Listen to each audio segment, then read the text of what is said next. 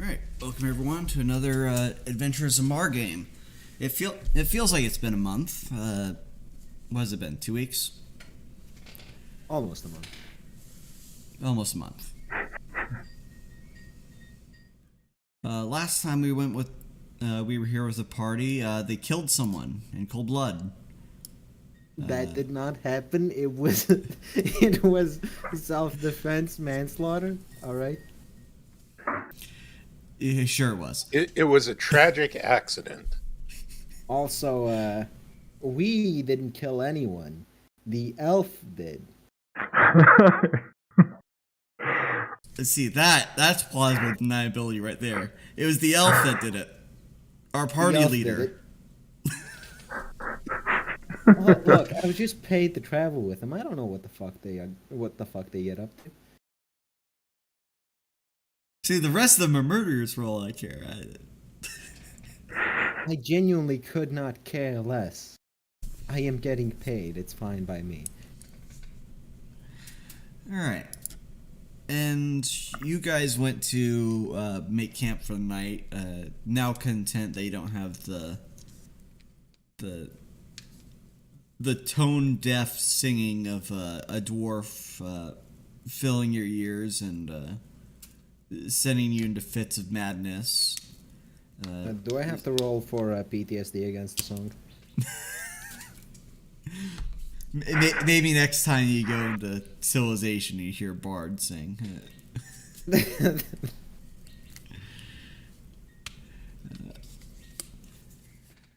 Yes, and as a result, you can now move to your destination, to the Death Heads. Yes, let us handle the Death Heads. We only came this way first because of the old man, and now he's gone. Well, he's not gone. It's you had to See, if separate we had just him let because him of go, the untimely demise of your bard. if we had just let him go, none of this needed to happen. Our reputation would have been squeaky clean.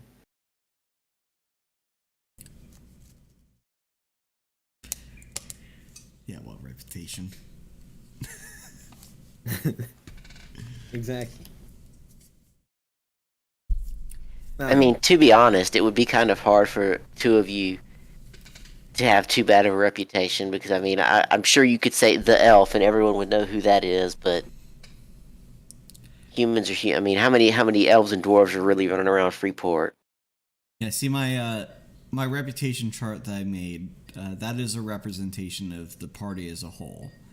Characters outside the party aren't necessarily affected, but the longer that the character is associated with the party, the more that the party's reputation will rub off upon them.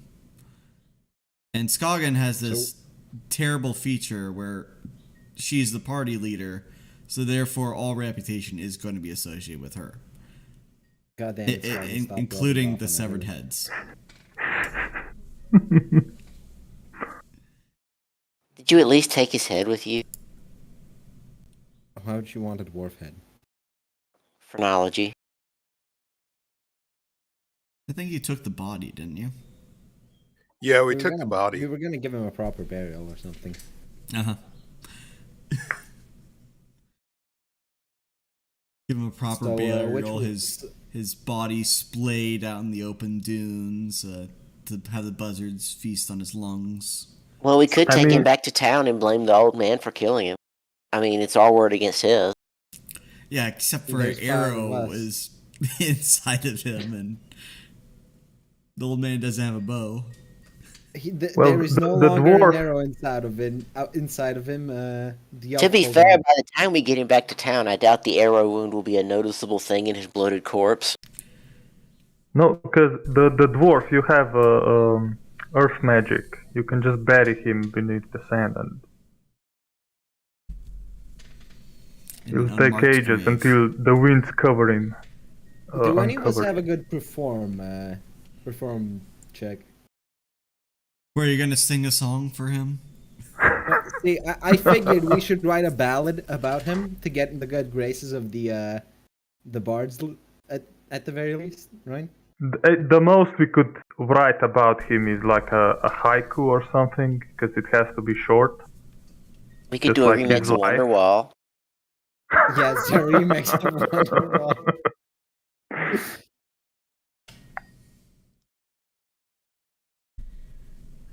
All right, it is the next day for your party, and if you want to move, give me a direction and a survival check. It's up to you, Korinne.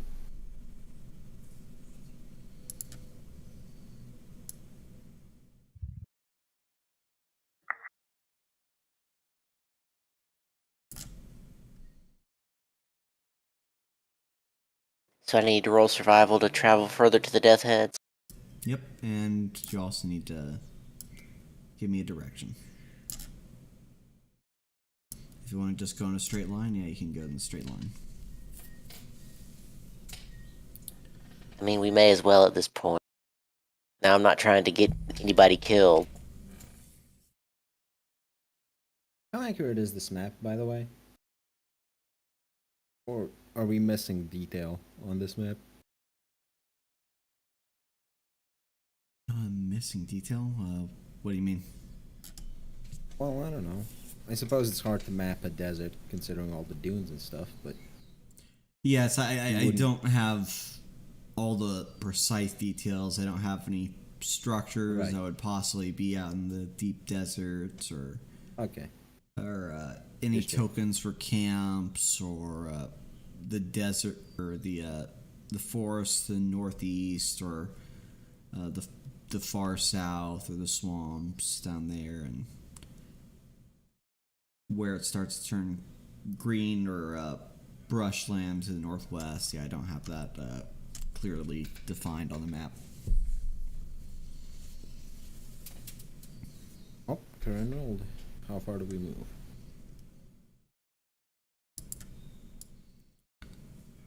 There we go. See, I can barely see the sliding thing with the dark mode on Roll20. They did a terrible job having contrast. Okay, yep. Survival check's good. Just due northeast. Okay. Yeah, 30 sounds about right.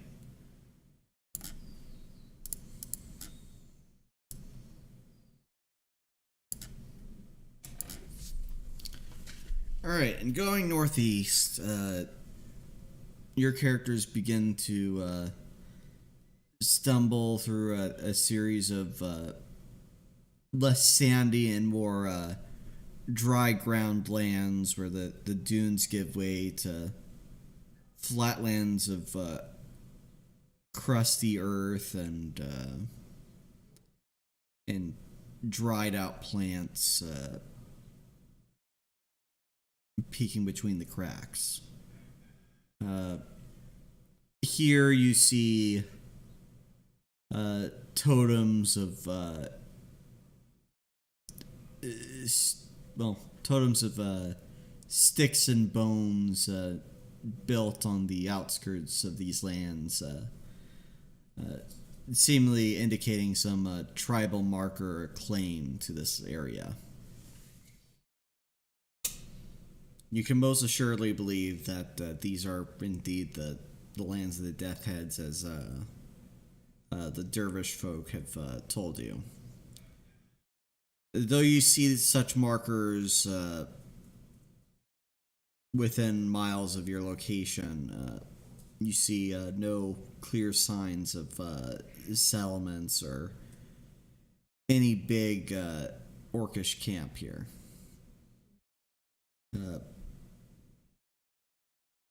But as the sun falls, you're sure to have to be careful lest some orcish roving bands discover your camp in the dead of night.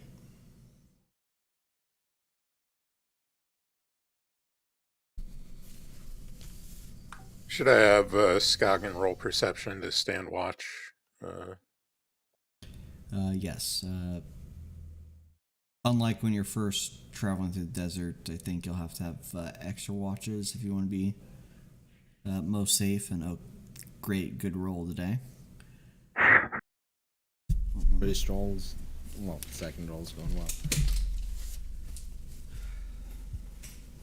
So we're just setting down camp for now? Not traveling any further?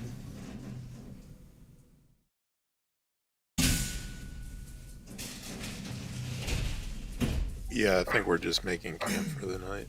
It looks like it took us the better part of the day just to get to the Death Headlands. Well, considering this is dangerous territory, I'm just gonna mass cast Revitalize on everyone. So that should last us until our long rest is over.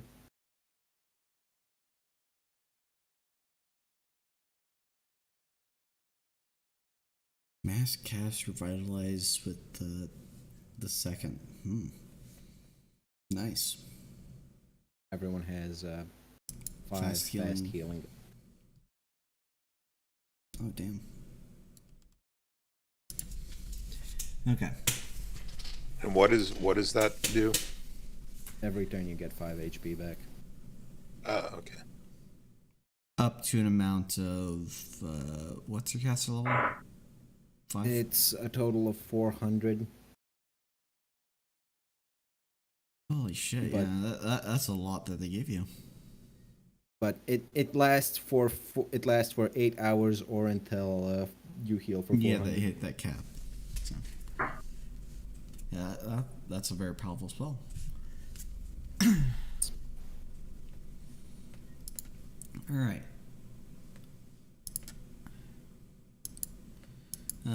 Which characters are on the first watch?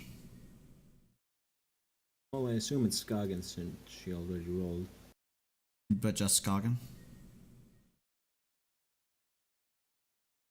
Well, there's 5 of us. I don't think we can separate the watch into 2 people. Right? 'Cause then we'd have to. I also mean, roll two damage. hours each for people. Yeah. Is anyone gonna help Skagen then? Oh, perfect. Now, Okay. So in the first watch, the light in the sky dims, and you've finished your preparation for camp. The stars have just come out as... let me set you guys up here.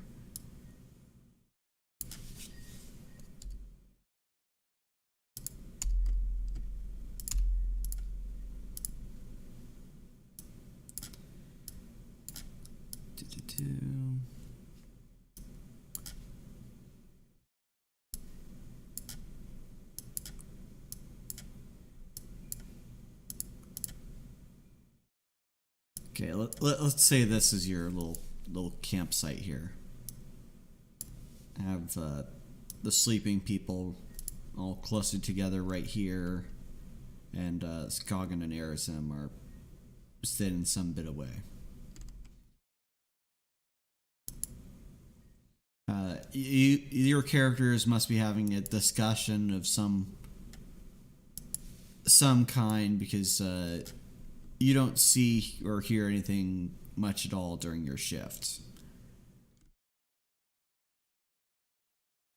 so this counts as a failed check. Oh yes, this is definitely a failure. Okay.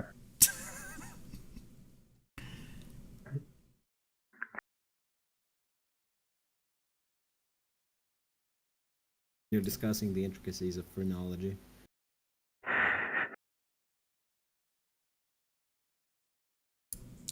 And for whatever reason, either the smell of elven flesh or the fact that you have a fresh dwarf kill with you. Well, we would have buried Braga not long after we left the last encounter. Where did you bury him? Just out in the desert somewhere by the last place that we were. I would Okay, assume. so that a red nameless circle grave in the marker I had dunes. on the map. Basically. Okay. Unless we're carrying him with us and burying him at the end of the day, so we don't have to smell him. Korinne, did you do anything with that body after it was interred? I would have just gotten some kind of memento to show that yeah, he's dead, Okay. like his loot or something. Something is recognizable that is very recognizable as him that somebody might might desire as a trophy. A dwarven keepsake that your character is very broken up over. The usual performance with referring to Braga. Yeah, probably his loot. So I could because it's a great cultural artifact. Yeah. How else do you know that he was here? His worn out copy of his Wonderwall tape. Incredibly worn out. Braga just carried around a boombox with a single tape of Wonderwall.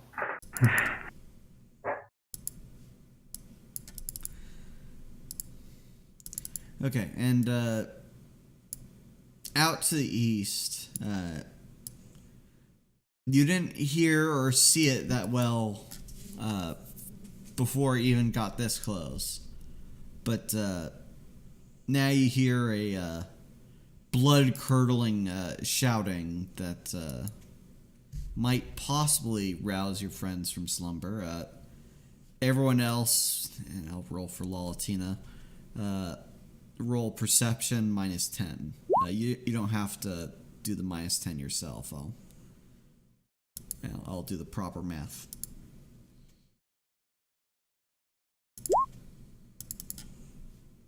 Jesus. Okay, so Sid and Varian can easily wake up from this.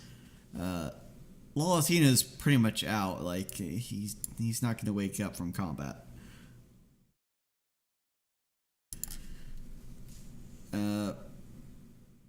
All right, so orcs get the surprise round because the perception, even though they're shouting like fucking lunatics. Let's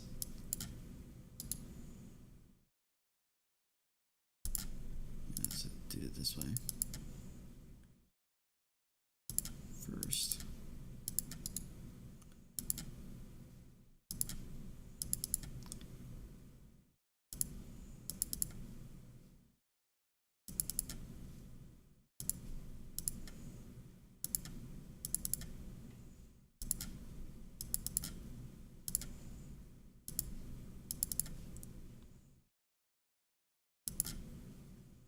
Oh, of course, I didn't have the turn order open when I did that. Fuck. Okay.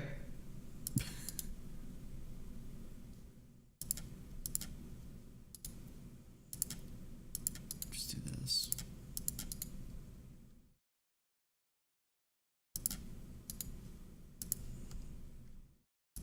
Damn, the shaman got 20. Someone's getting well load.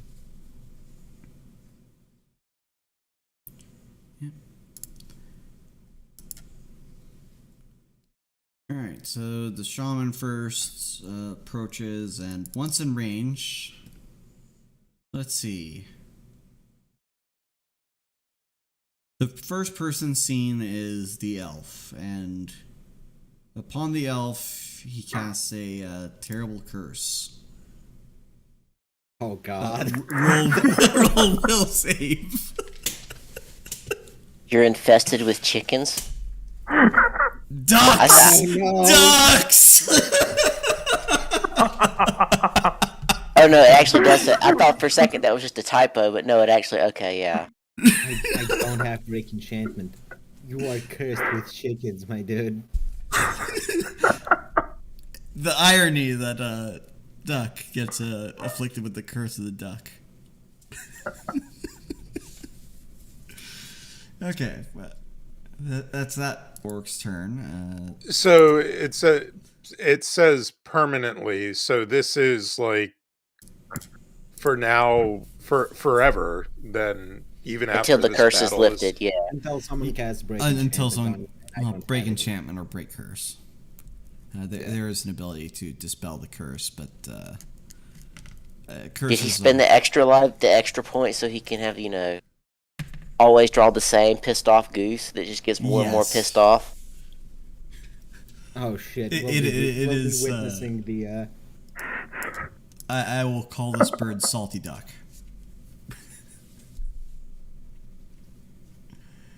Okay, so. The untitled goose. Oh no. It's the goose. It's the goose. Alright, this orc in the dark moves up and chucks a javelin at Skagen.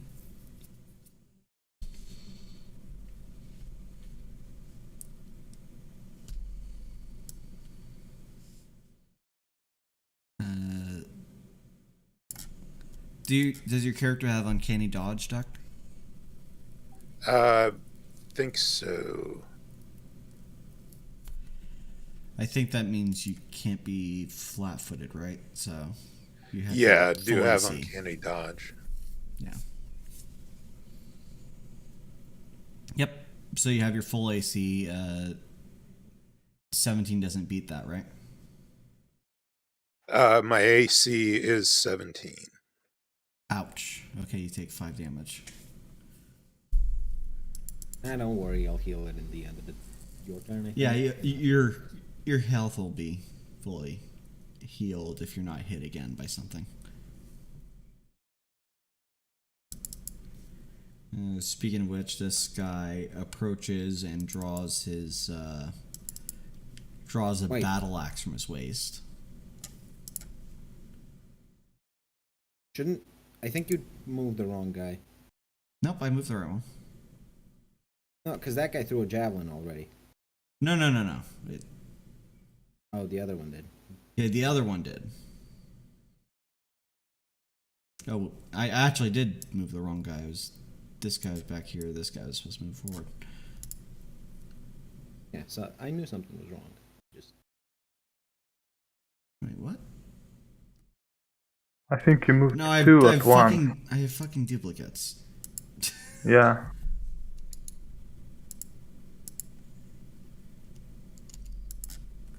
Okay, why aren't you letting me erase one of these? Oh, it's just the icon's fucking different.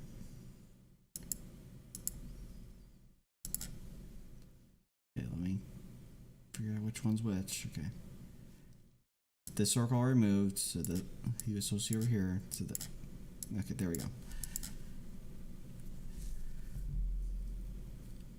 Demi-professional DMing. And then this one moves over here and draws his falchion. Now the party rolls for initiative. Those that are sleeping and awake join this initiative order.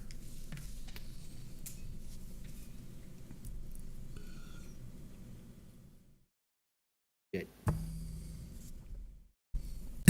They're all so low. God damn.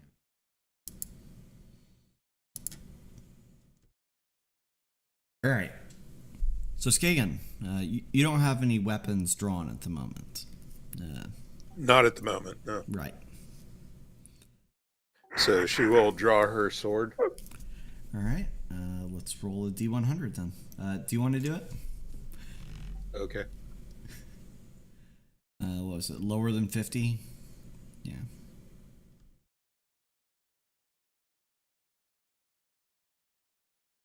Okay. So drawing your, what you think is the handle or the grip for your elven longsword, you pull it out with great swiftness to realize that you have something now squawking and and thrashing about in your hands. You've grabbed a duck by its neck that for some reason was on your back. You have no clue how it got there, and let's see. What would a hostile duck do? If it's holding it by the neck, probably panic. It can roll for attacking. It's only just roll a d20, add +1 to finesse for duck. And yeah, it didn't hit. It just scratches at your arm with its padded feet. Scoggin just kind of reacts like and tosses it away from her. Okay. Does she heal that 5 points now, or Yes, does that? it's the top of your order, so yeah, you heal 5 hit points, and use the move action. You can try drawing your weapon again.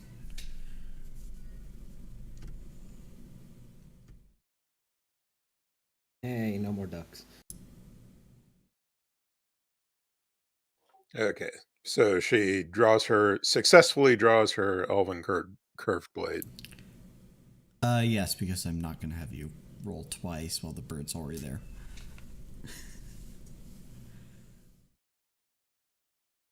It's not that bad of a curse. I'm just curious as to whether each individual item in a bag of holding counts as a roll. I say once you've drawn the bird is already in use. Yes, but if you don't spend the additional spell point to make it the same bird.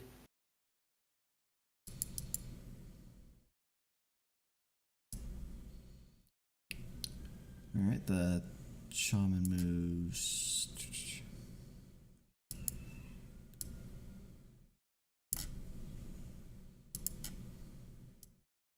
Let's see, over there, content with his curse, he now casts something upon Bellatrix. Fortitude. Jesus.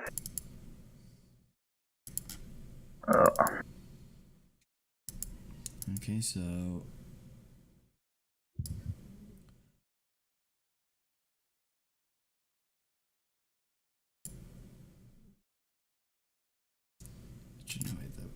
yeah, it's not. It's a direct attack. It's not a cone.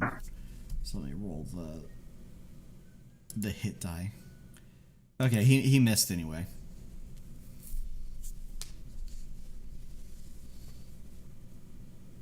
Alright. It's Sid's turn. Sid, you're sharp-eared and sharp-eyed. You heard the orcish screams coming from 100 feet away. You're already at your feet, though you're in an unarmored state. So you're left with no other choice but to grab your weapon at this time. Unless you want to spend the minutes it probably takes to put your armor on.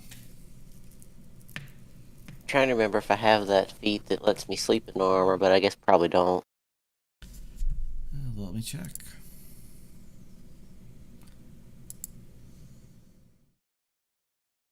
No, unless it comes as part of being an armored dreadnought.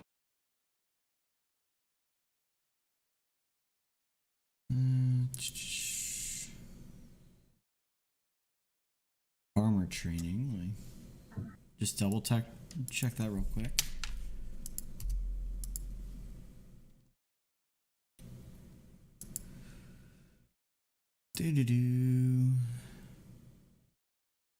Nope, it just gives you proficiency.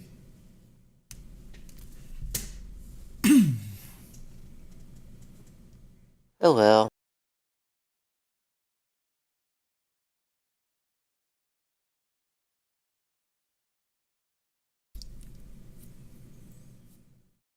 Alright, so I can't him. You want to wake up Lalatina? Lalatina's still asleep. And I sort of need to cure both my and Bellatrix's fatigue.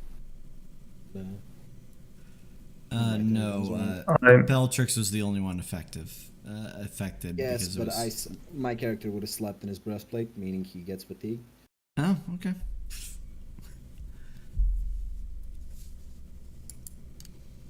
Can I Notice- scream, or can I scream as I charge and wake Lalatina and everyone up?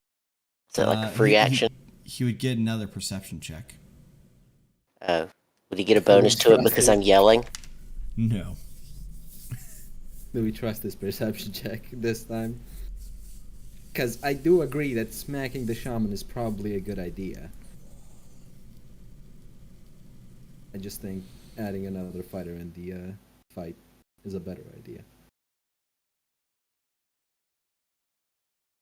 Well, I'll just charge the shaman and scream and hope his perception check kicks. And because if I do that, I can whack him with the shield and at least put him on his ass so he can't cast anymore yet. Okay.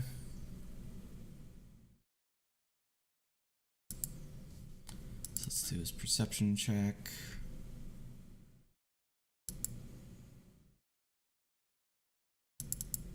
Okay, it's above 10, so he should be waking up for the next round. Alright, so you smack the shaman with the shield. Yes, you beat his AC. And yes, you deal 7 damage, so do your bull rush check, which is 15. And you beat his CMD, so you push him back by 5 feet.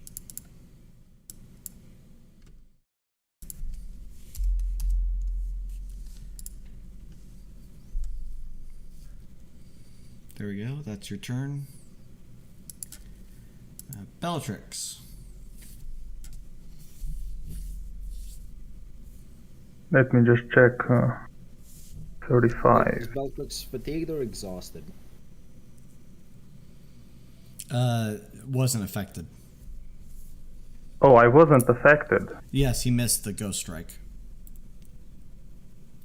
Oh, nice. Oh, he did an attack, not a cone. Yes, Oh. I only had the cone one written down. Let me just uncheck this then. Because he also didn't have the range for the cone. Okay, so my range is 35 feet. Just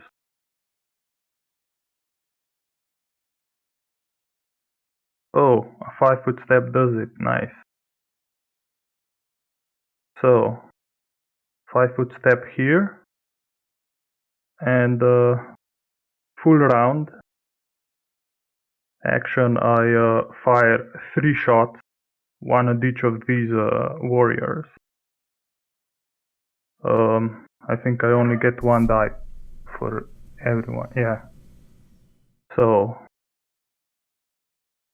this one first.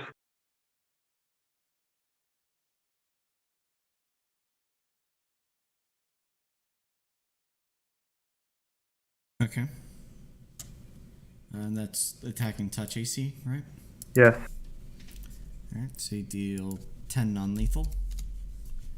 And I think that is just an orc, so he's knocked out.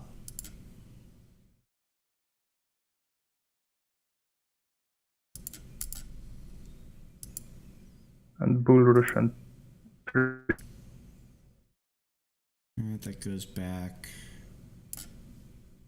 3 feet because he can't resist, and... Well, Right.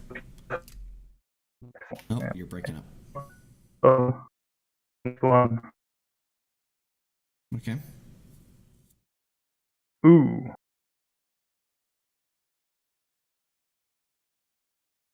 Oh. Okay, that one is actually dead Jesus. because of the non-lethal overflow. Yeah. Yeah. Fucking blasted. Kill him Mighty by elf accident. fiend. But he's only 1 dead. And the last one. Okay. Take 7 damage. And this one, I believe, is a warrior. Yes, so he's not unconscious. He just takes 7 non-lethal. Okay. And Bull Rush Holy crap. succeeds. 29. So that's... what is his... Crap, Man sent flying. CMD 16, so you had... Jesus. what is it? 3 successes over? No, just 2.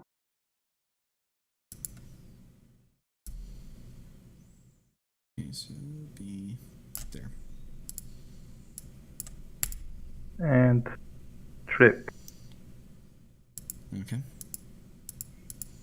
also succeeds, I guess. Yep.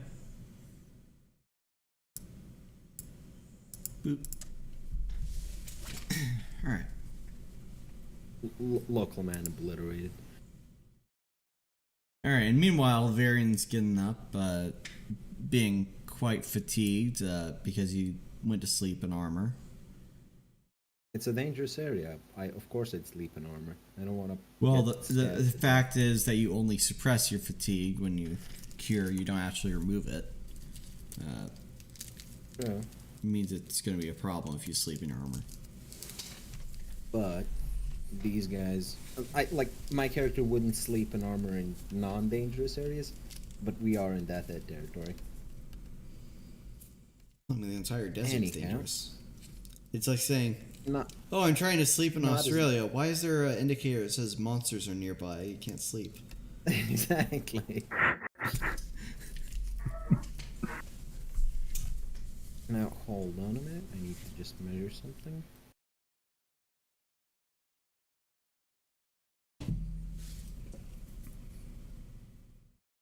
I can move there.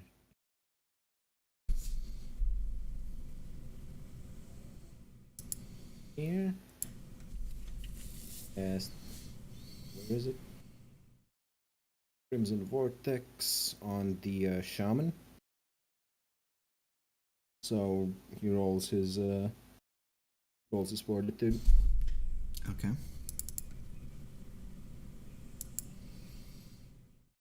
He makes it. God damn it. Yeah, these are orcs. They're hardy motherfuckers. Even the casters. Although that was a crit. There is a good chance he fails that. Yeah. Someone else's turn.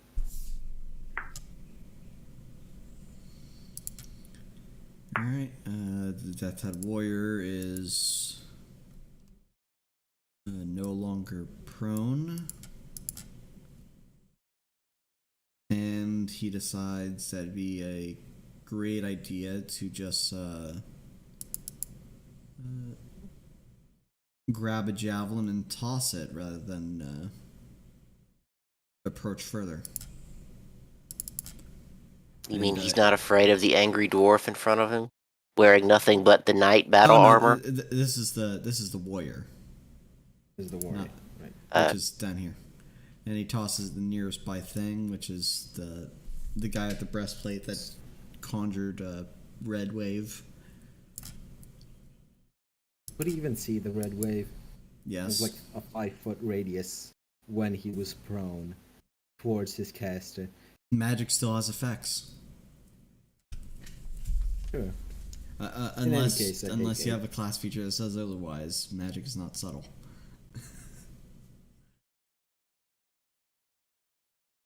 Yep, so you take 8 damage. Not that it really matters because it's gone in 2 turns. Yeah, it is, but you know, every little bit helps, right? And before the start of Scoggins' turn,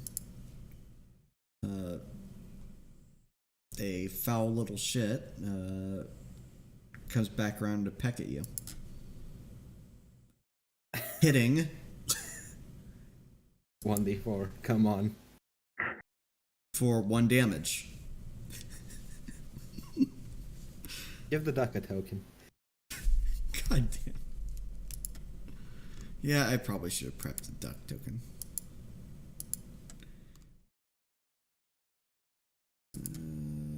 Hold on, I got one for you. What strange casters these orcs are. You want that duck token? Yes.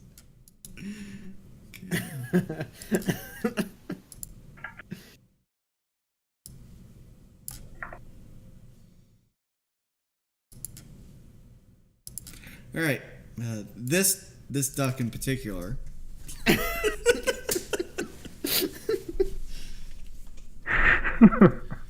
Blue helmet and all is The duck's a UN peace fighter. just pecking the shit. He's a out of peas keeper. fighting the colossal elf.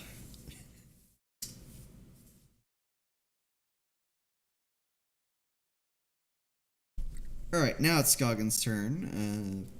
If you had any more damage, heal it by or remove 5 points of it.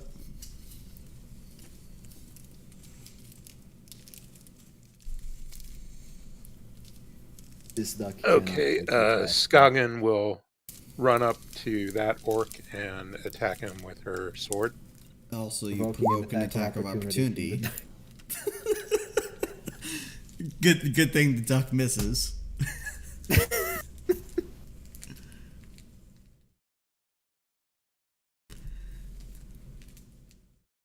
Alright, and let's see that.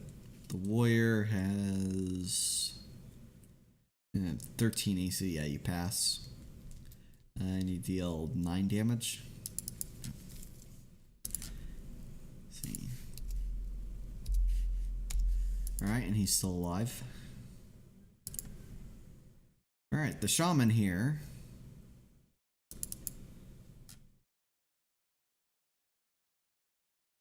He sees your attack and raises you,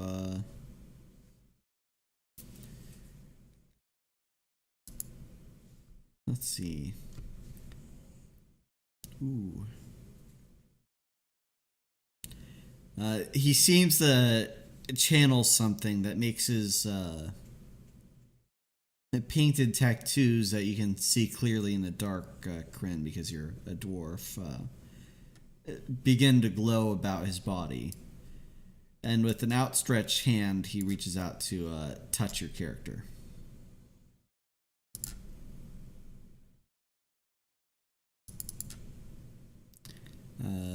Roll reflex.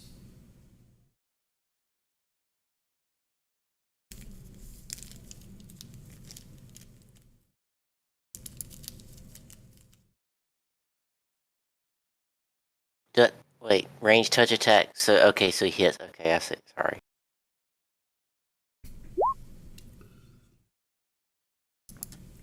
All right. Now, to those viewing, they see Korinne, Sid, just kind of meld into the orc's body as if he were like a slime and he's just devoured her whole, essentially. I'm going to remove your token from the battlefield for the moment. All right, and Korinne, your character takes 9 negative damage. And your character is also now grappled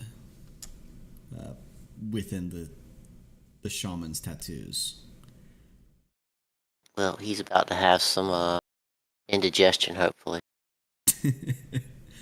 Hopefully. All right, Bellatrix. Wait, shouldn't it be Sid's turn? Oh right, what's Sid next? Yeah. Oh yes, no. Oh be crap! Sid. Because I removed the token from the field, I forgot the order. Yeah. I probably should have like a timeout room for having that. Yeah. So, Korinne, your turn.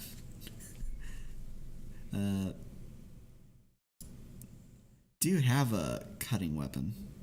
Oh yeah, light. I have a pick. Yeah, but that's a light weapon that you can wield normally.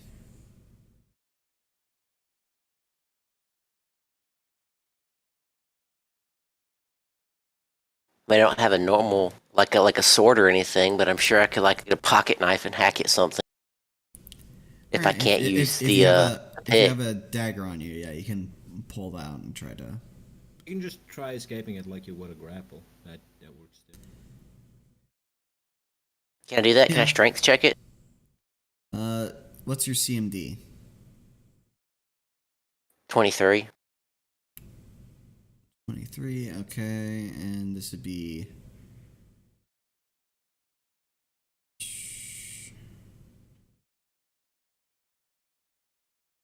How would it figure for this?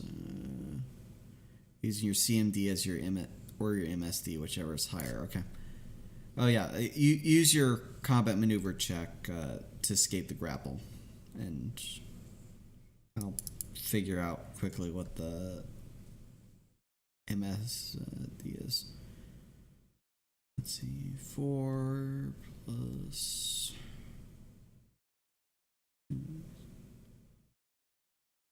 Yeah, your character breaks out. Can From his within arm the- tattoo explode in a squall of gore? Unfortunately, you don't do damage to him by escaping that way. You just push your way out, and you just shunt yourself back into real space. Also while screaming bad touch. Stranger danger. Strange in it.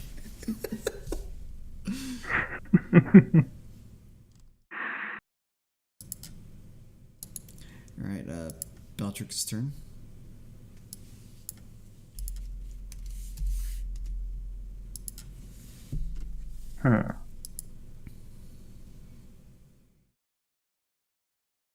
The spellcaster is more dangerous, right?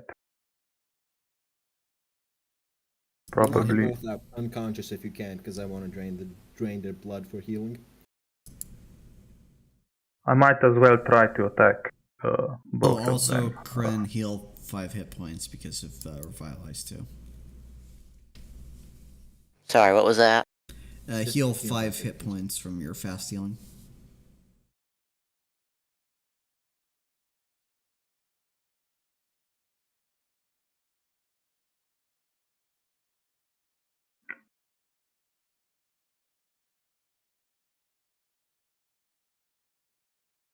Okay, so again, full round action. This time spending it on full damage die. So I have 5 die. The spellcaster gets 2. Okay.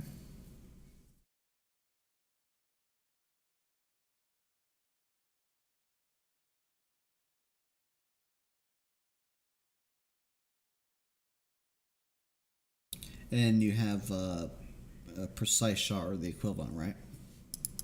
No. It's not chasey though. Okay, you hit anyway. So, deal 10 non-lethal damage to the shaman. Shaman is still up and at him. Ooh. Trip. Bull Rush does not succeed, I think. Yeah, does not succeed. And the And is trip? does the trip come from the Bull Rush, or is the trip... No, it's admixture. I have, I can get both effects from Okay. Wind Blast. I think, I forget which is which. Air Blast, I think, is Bull Rush, and Gale Blast is Trip. Okay, he's tripped. And then your Okay, other 3 die. still need to do a 3 die for the other guy. Oh, please tell me this hits. If it hits, that man is dead. Probably not, no. because I get a penalty, yeah. Yeah, it did not hit. Yeah. Just have a blast of wind rush past both Skogan and this orc here. during the middle of their melee encounter, whatever is going on here. Alright, Varian's turn.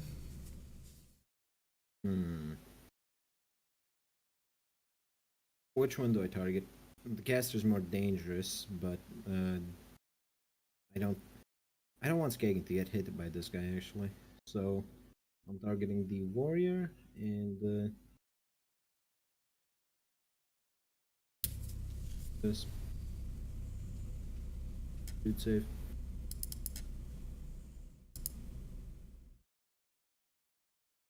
Okay, he's That affected hits. by blood control. What was your And talent? I've blade. He gets 6 points of blade damage. And as my Okay. move action, I deal 2 points of constitution damage. Or constitution burn, rather, to him. And what hit dice is he? Okay, he gets a second fortitude save for that. Fails. 6. Let's see. 3 hit dice. No, I mean, it's the number of the hit dice, not the amount. 3. I mean, not the amount, like, his hit dice. Is he like a D3? He's a D10. Yeah, hit dice.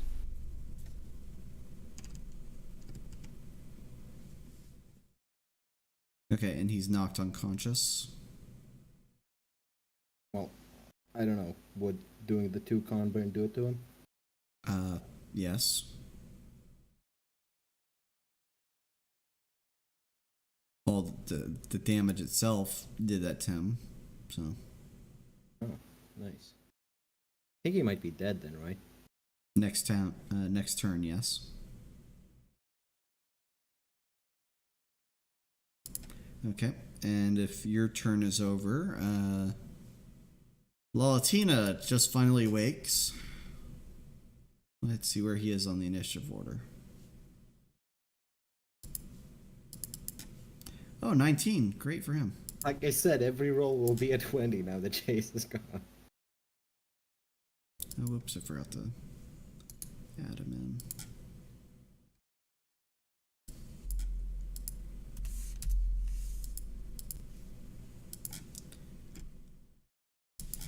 in. Okay, Skagen, at the top of your turn, it is Duck's movement. And Duck rolls. I'm going to have to get a character sheet for the Duck. The Duck misses. Ineffectively pecking at your boots. Skagen will ignore the duck and move to there. Okay, that hits. No, she has an AC of 17, so. Yeah, I don't have any modifiers on these standard dice. I'm just hitting the dice itself. That hit for 2 damage.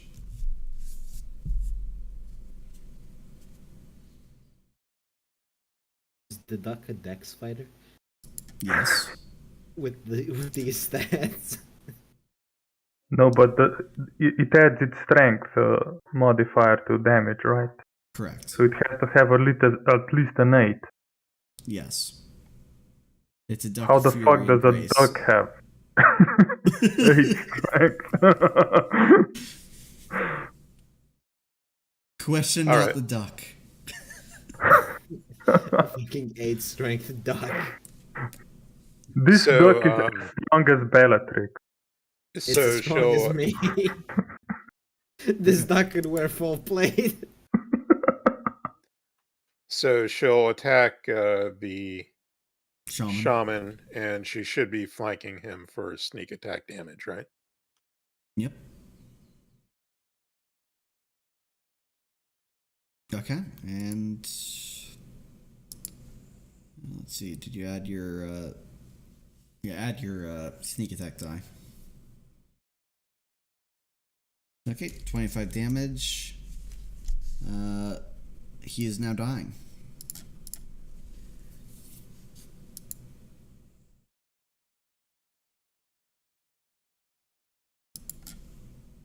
We still have to get rid of the duck. Also heal the duck damage. Yes, your duck damage has been. Yeah, no. Next round you heal the duck damage. Oh, right, because it was an attack of opportunity. Correct. Okay. Palatino wakes up, gets up from his prone position, and says, "What is going on? I heard screaming. Ducks. Quick, kill the duck. Ducks." Okay, and he pulls out his longsword, and that's the end of his round.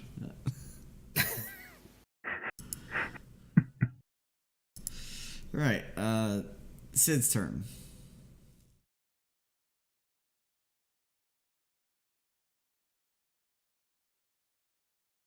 I will find the nearest angry, creepy, staring at us while we're sleeping green thing and proceed to charge. Well, okay, the sleeping one right there.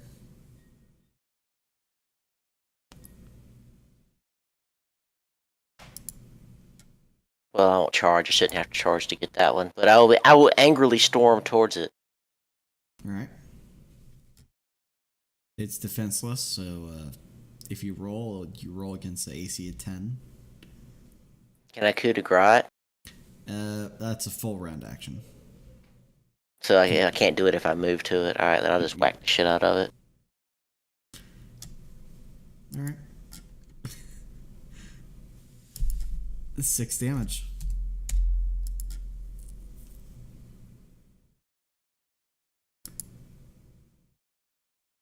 Which, when paired with the non-lethal damage, brings it to its dying point.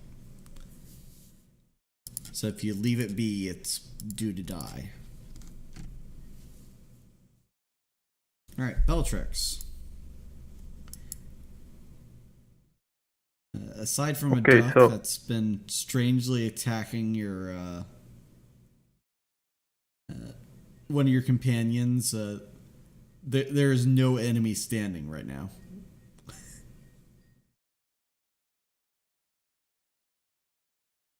So I can't tell which, if any one of them is still a danger or something. Well, all the orcs are on the ground right now. And they're not really moving that much. Okay, so just pick 3 at random. I think I can't reach the one there. Yeah, he's too far. This one's too far. But let me check. If I move here, yeah, they're all in range. Okay. So I can again attack each one. 2-2-1 or 1-2-2. No, 1 each, because I can't do okay. 3 attacks. Yeah, I have to gather energy just increases the amount of attacks. So let's do lethal this time.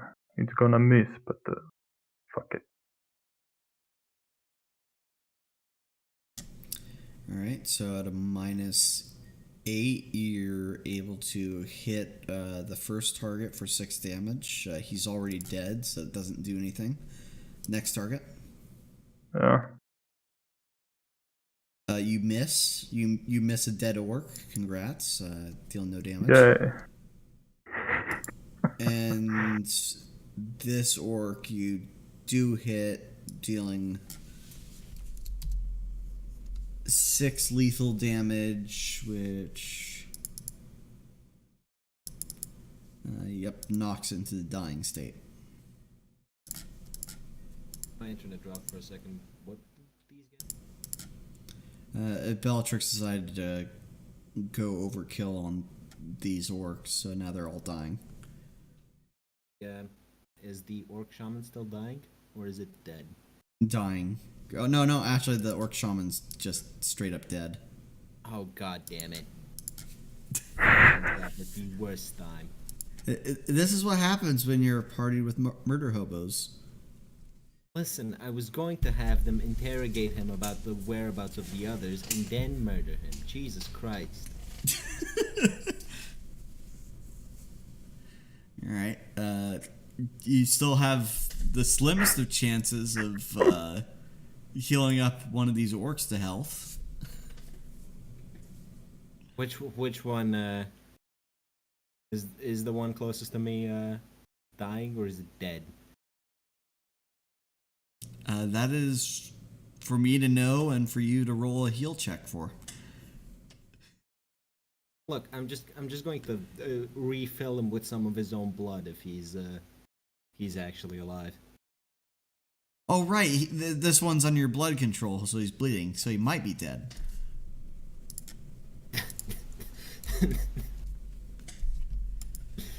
Oh god damn it. Do you want to roll the dice and find out? I just take 5 of the 5 wouldn't be enough, would it? I take 10 of the points I have in my font of life and just put it back into him. Let's see. He reduces constitution by 2, which means his maximum health is actually at not that high.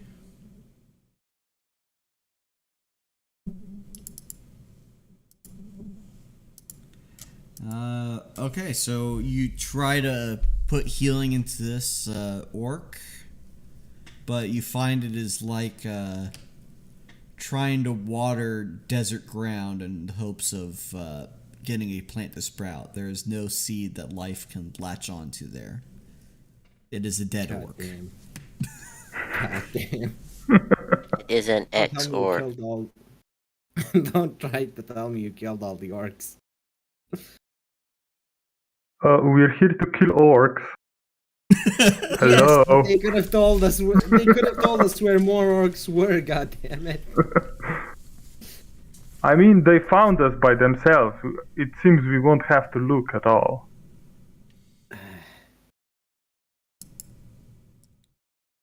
Alright, so Skagen, first your demure friend is going to charge you with reckless abandon. Hitting for 3 damage. How does this thing have 8 strength? Swole duck. The neck Alright. is just muscles.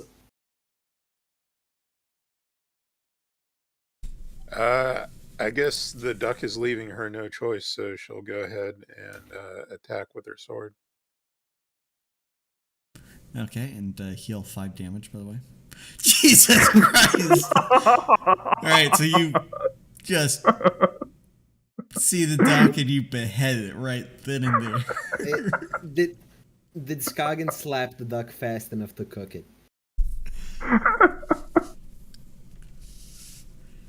Not that fast, no. Alright. Combat is now over, and Lalatina is ready to hit something. Where is this duck? Skagen took care of it.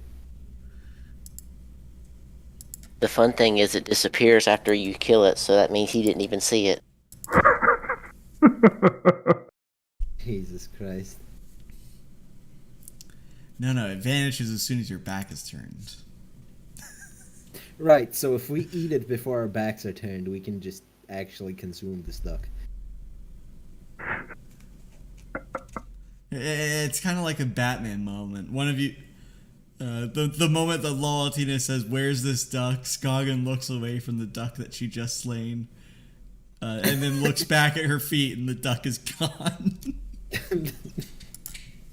God damn it! Can't even have a nice proper meal. Skagen, quick, start opening drawers. Sheath and unsheath your weapon a couple of times. That would make it the most useful curse ever. I'm real hungry. Start looking through my bag for a duck.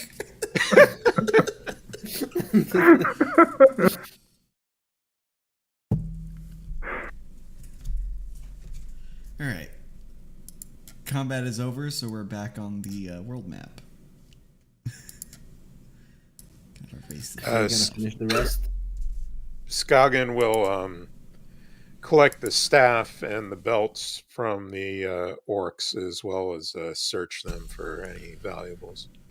Okay, so you've collected 4 belts and 1 shaman staff. Wait, actually, do we know how the fuck a duck just appeared out of thin air? That sounds like something to investigate. We could surmise that the first spell the shaman cast summoned the duck.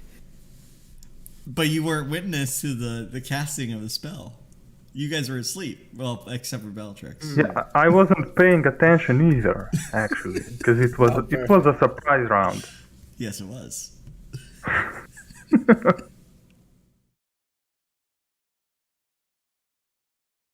Well, if there's a duck nearby, that means there must be water, right?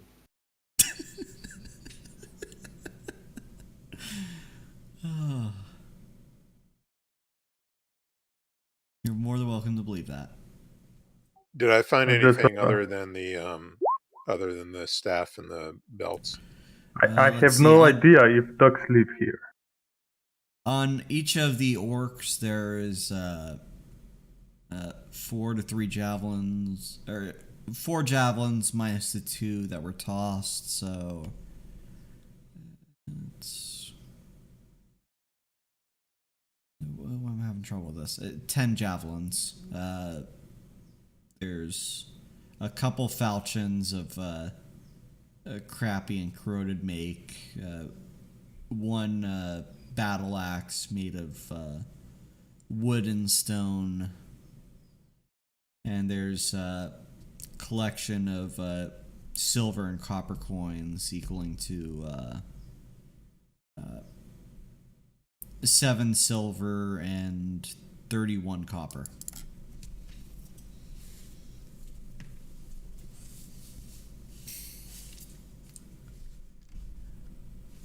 Orcs aren't the most wealthy of prey to hunt.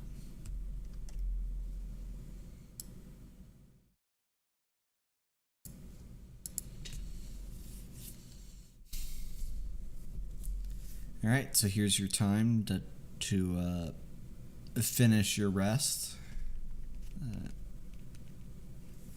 Let's see. You have a second watch, right? Who's going to be standing watch for that one? Probably Sid, because she's going to be pissed. All right, let's say Sid and Lolatina stayed up for that for this next On watch. armor and Fume. All right. Let's get the perception checks from the both characters.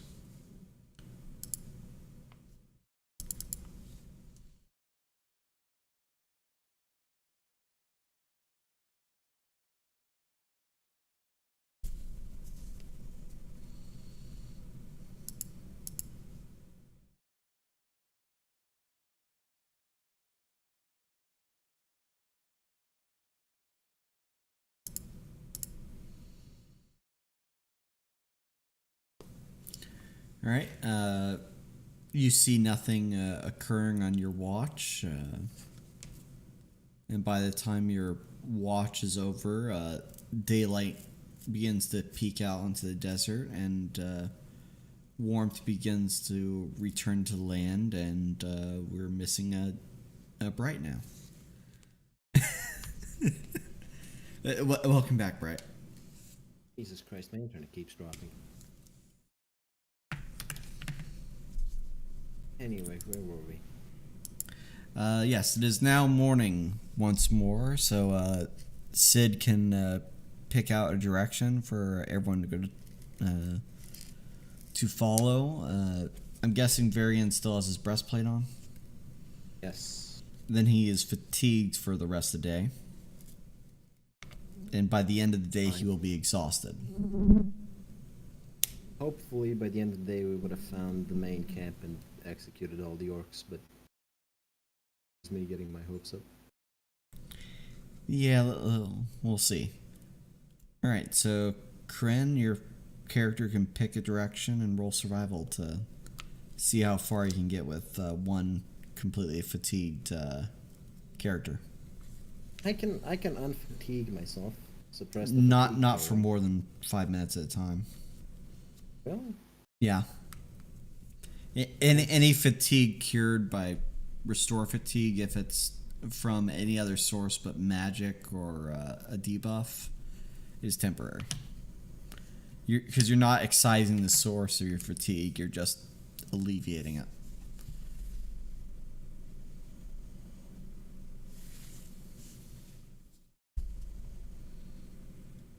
can you roll survival to see which way they came from and just follow that direction?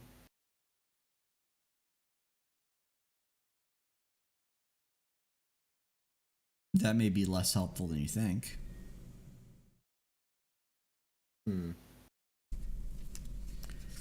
Yeah, so Korinne, pick a direction. Please use the little snap to center ruler feature, please. Let us go find some more mountains. Okay. You go off to the mountains. Your speed is going to reduce because Varian will start complaining as his magic runs low. Because he has to restore himself. Varian's always complaining. Yes, and you begin to feel murderous tendencies that you haven't felt since Braga.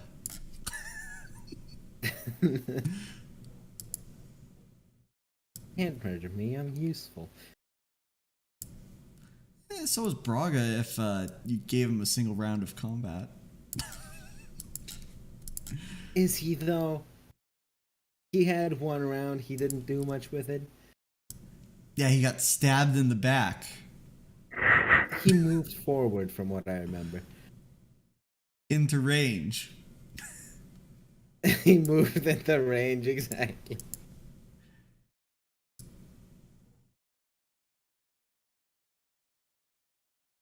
Alright, moving closer to the shadow of the mountains.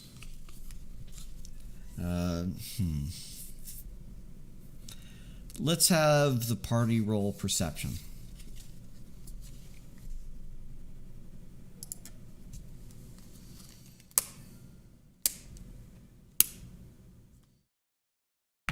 I see everything. Alright, and in tandem with that, let's roll. What's the knowledge that Varian has? It. I have all the knowledge. You have all knowledge. Okay, roll a knowledge. Knowledge history. Not. Look, I have all the knowledge. I didn't say Engineering. I have all the good knowledge. Engineering?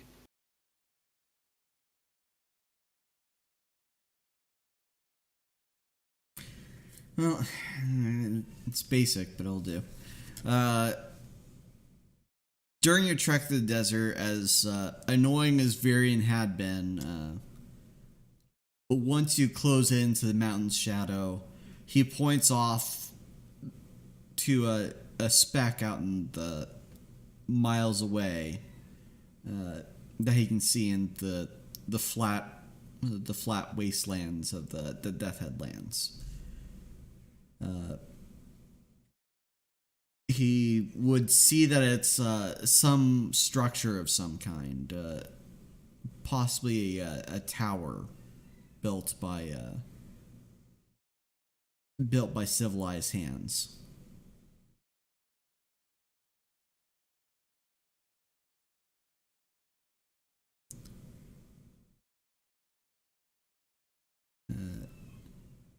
And around it there are monoliths of a kind that can be seen with the naked eye from miles away.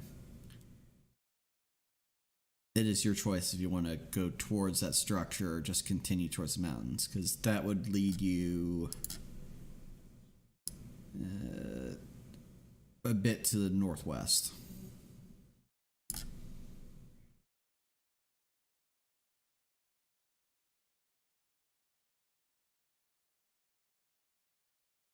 I think we should head for the tower and the monoliths.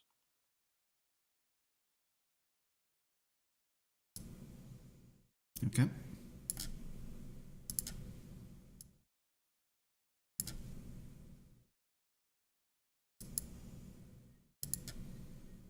Let me draw something like this here.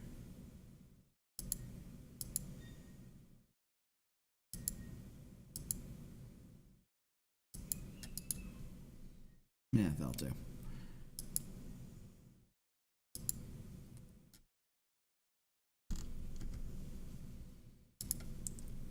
Place your characters around here.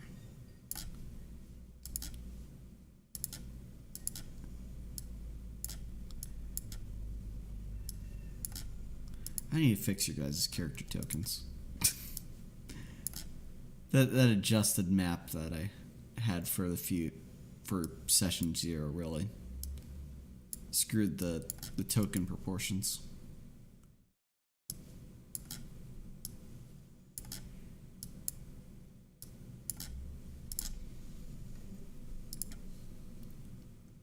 All right. So here you guys are. Around you are a bunch of obelisks, and once more you're back into the dunes. The sand here is very low in quantity compared to the deserts closer to Freeport. There's enough to cover a pile of rubble on the ground here, where once was a mighty obelisk that stood. From what you can see, this sandstone tower that you've approached, it's opening a wide gaping doorway, is surrounded by these obelisks made of black stone, and their surfaces unmarred by any text or scraping by tools.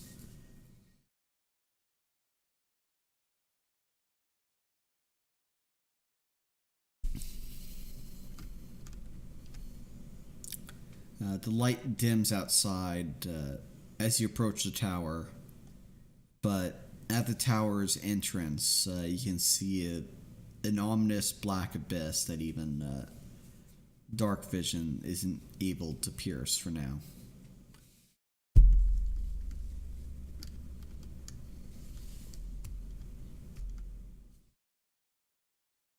And it appears we lost Bright. Want to take a 5-minute break, see if his internet comes back? Sounds good. All right. For people watching on YouTube, we will be back.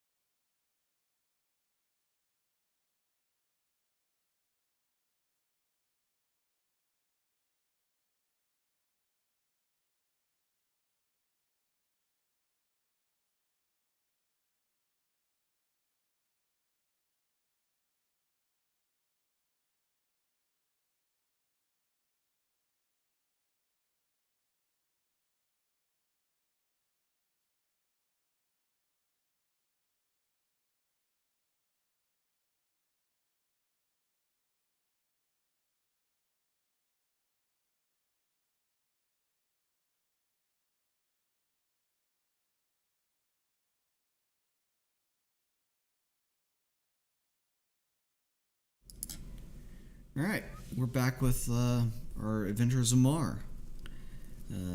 We are now approaching this sandstone tower. There are black stoned obelisks surrounding it, standing in the dunes as a testament to whatever civilization built up this monument. Is the main obelisk black? No, the obelisk or the main tower is built of sandstone, from what you can see. But the door that seems to be wide open,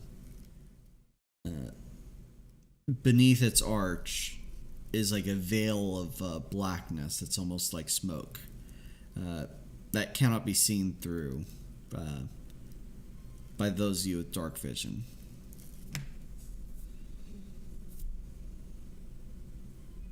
Skagen would like to approach one of the pillars, and would knowledge dungeoneering tell her anything about it? Would knowledge dungeoneering tell you anything about it?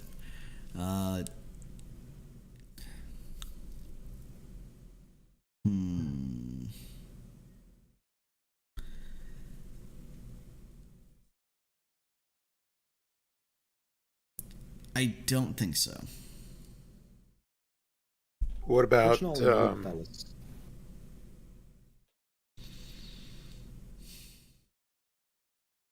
What about what? what about knowledge local or linguistics? Knowledge history would tell you something. I'd accept knowledge local at a minus 5 or 10 due to recency.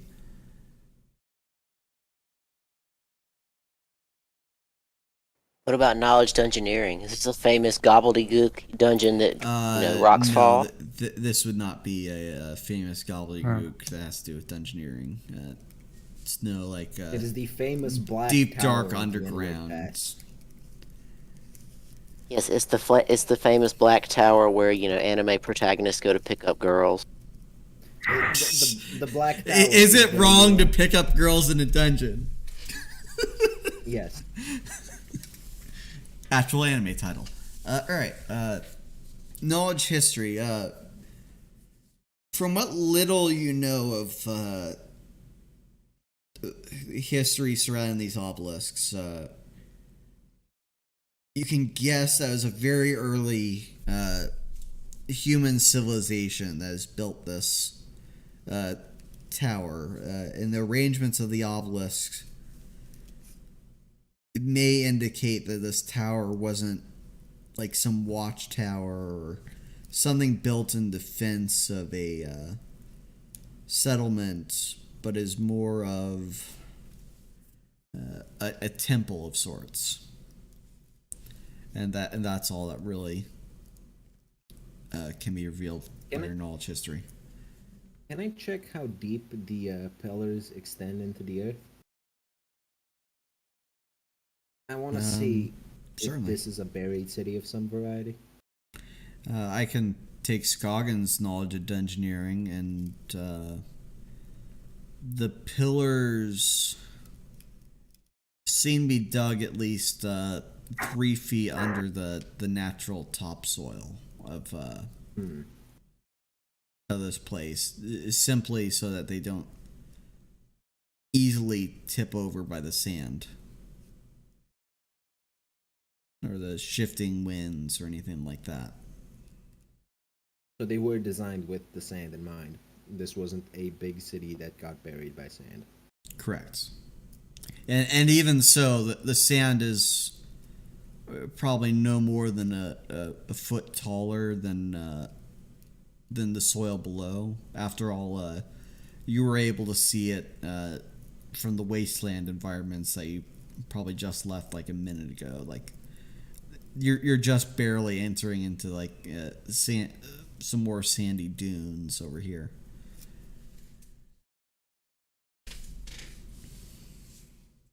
So old humans. So it was humans, right? Yeah. well, Skagen might say that they were elves or something, just because they're elven supremacy. But the human bias would say, yeah, it'd be a human peoples that had settled this land before and built up a civilization.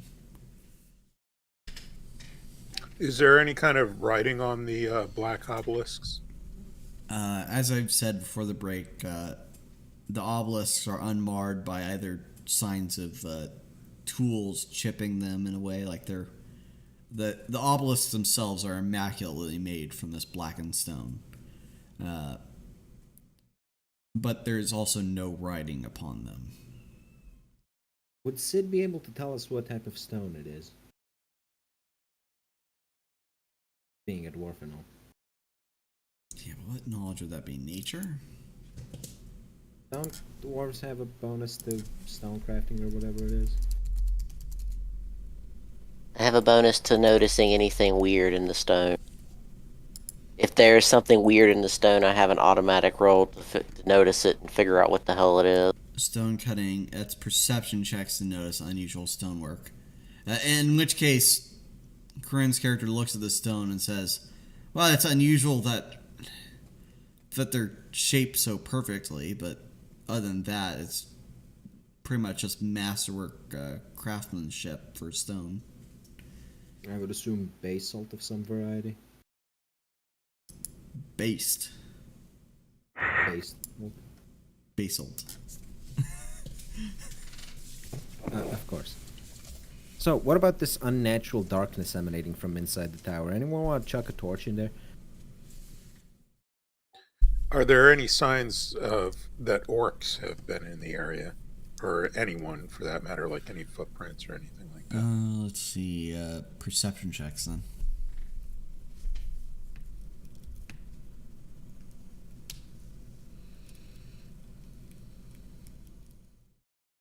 Would survival be a thing for footprints, or is that only for tracking them? For tracking them, for following them. Perception is normally to spot them or such things. Yeah, so wondering about these, this first row of obelisks here around this area.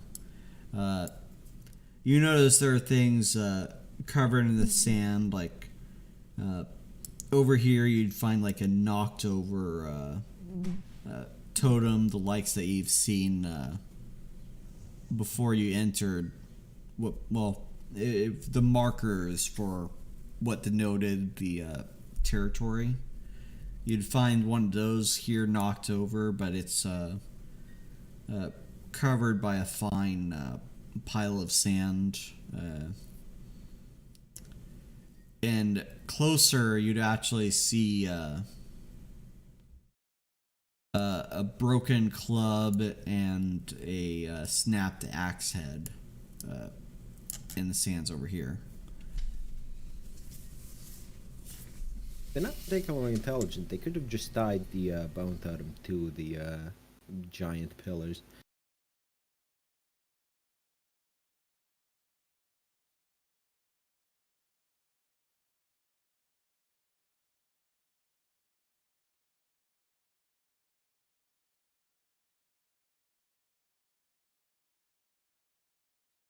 Did I drop again? No. No. Okay.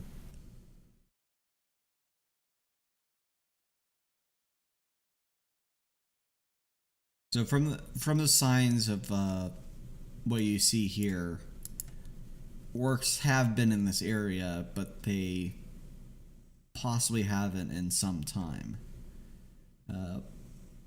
By the depth of the sand, at least a week when it comes to that totem there.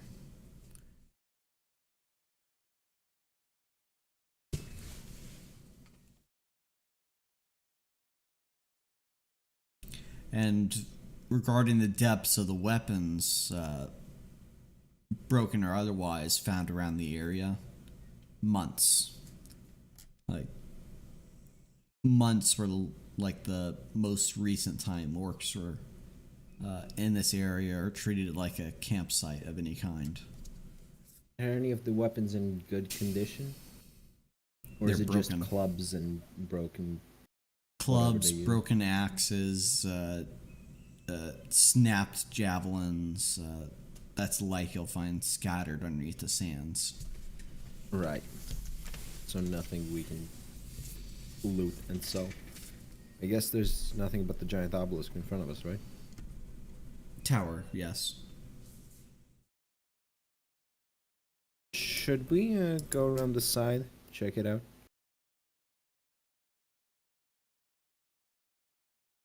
Yeah, it seems like a good idea.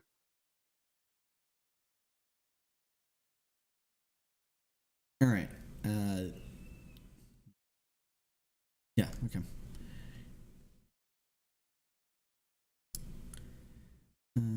So let's see. Who's he? Yeah. So Palatina is gonna follow Skagen around, and let's reveal some areas.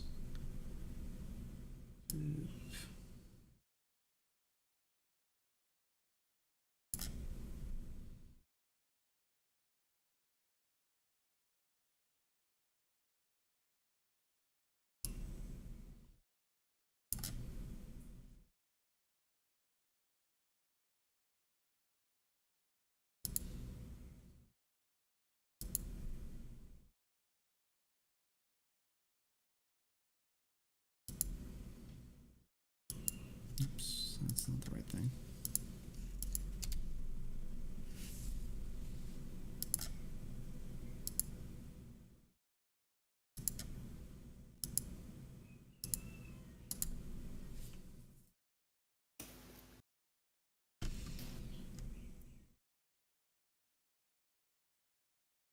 All right. As you approach with closeness to the tower, because a couple of your character models are close. Let's start with the closest person. Varian roll will save.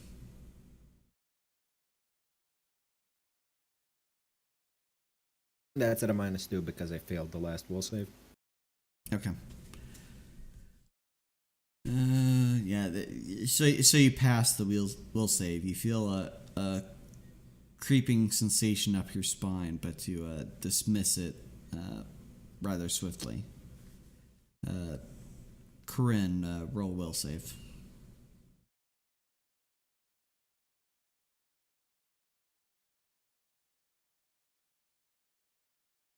All right. From the looming dark veil, you feel a sense of dread, as if you're a person standing before a dragon's lair. In the back of your mind, you hear a voice calling to you. You hear, "Are you here for?" "No. You are not the orcs. Who are you? Who are you?" Not the orcs.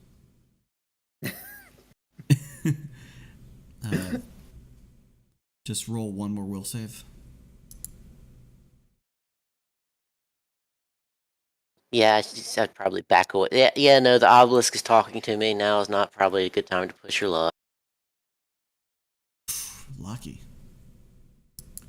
All right, so with great mental fortitude, Sid immediately just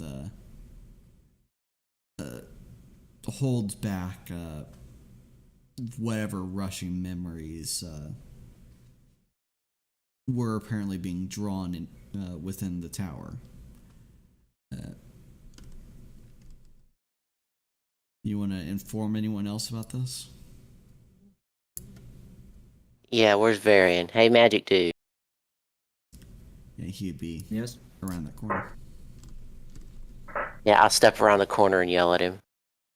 Be like, hey, tower's talking, yo. What do you mean tower's talking? I mean, I did feel a weird shiver down my spine, but I didn't hear any talking. It said something about how we're not the orcs, and then did a magic thing. Hello, tower? You in there?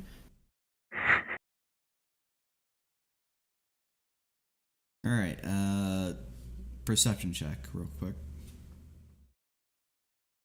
Anyone else want to return to this commotion, or are you just fanned out in the desert?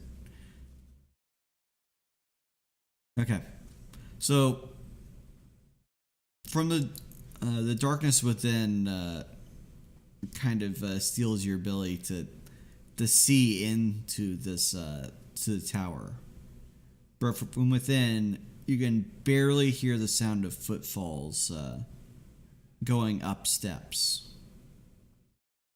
And then they quiet to a stop, a good 20 feet away. You hear a voice echo from within that the tower's confines. You're brazen to walk past the barrier. Who are you people? Barrier? Do you not see the pillars of stone around this sacred place? Oh, so that's what those were. One of them's broken, my friend.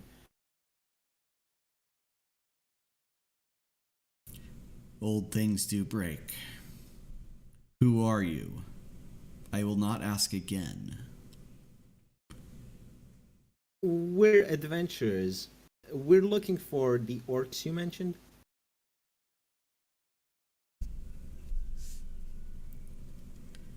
They've sworn themselves to us over power. And we To gain you? much in return from them. What do you have of... what do you need from the orcs? Don't tell him we're here to kill him. I don't think he'll like it that he was breaking his toy. Yeah, Are I'm you not saying that stupid enough aloud? to do that. We've been given a mission to civilize a group of orcs. There is silence coming from within the darkness.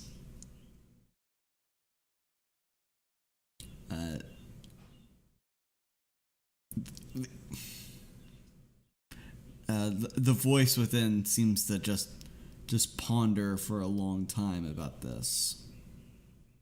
And then he asks a different line of question.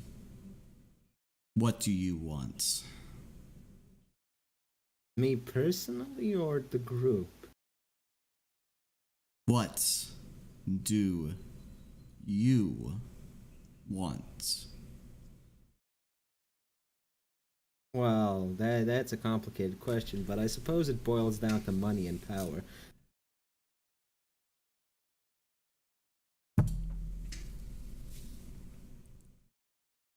So if we can promise money and power, you will leave the orcs as they are.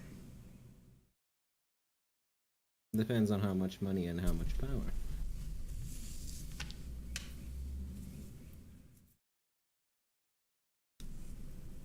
There's silence for a moment.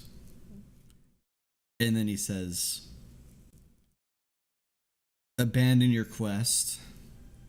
Leave whatever spoils to your employers that you've gained so far. And you will be rewarded handsomely upon your return to whatever dwellings you inhabit.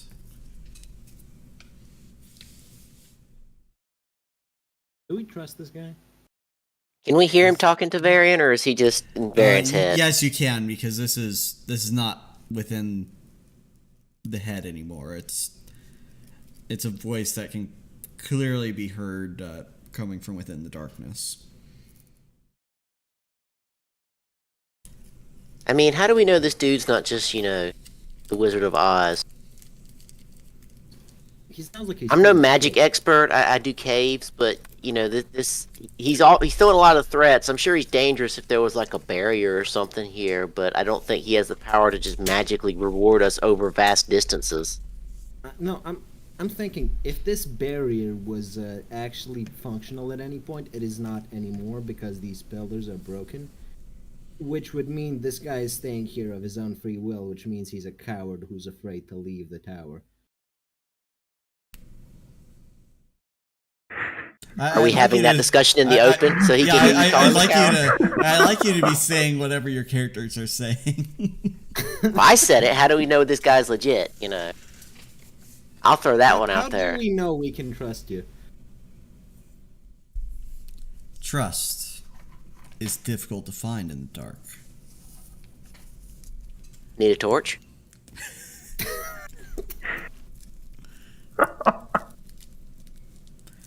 What we have are the sweetest of gifts, but I do not have any on hand at the moment.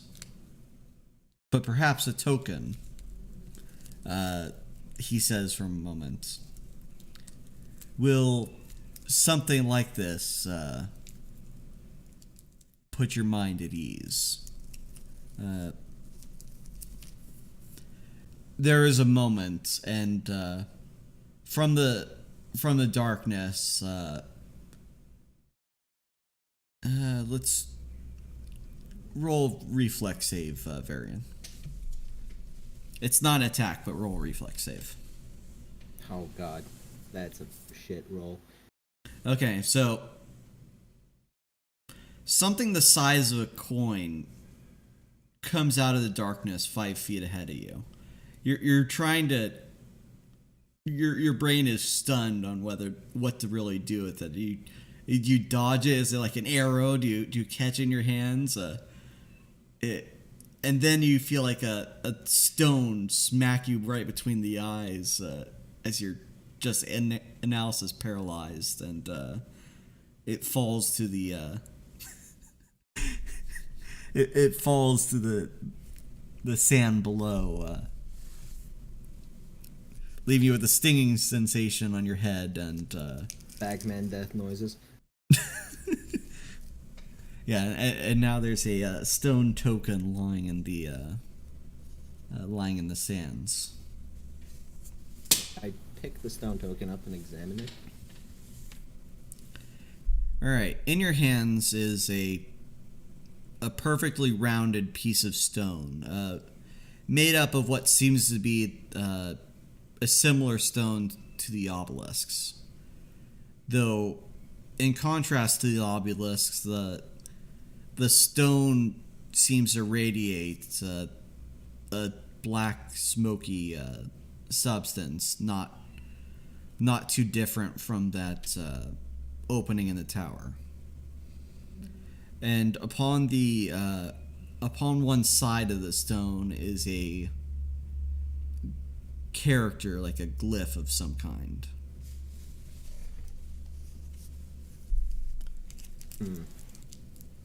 What do I roll to figure out what it does?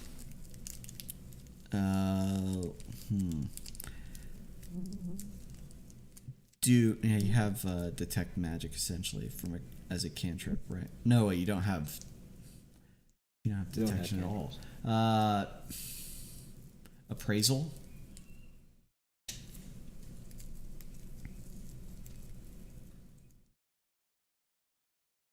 Okay, rather than a stone of some kind, it seems to be an opaque gem that was carved.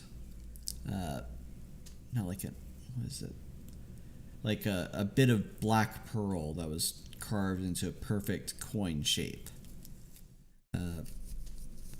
It seems to radiate with some magic aura, clear to the eye, though the enchantment is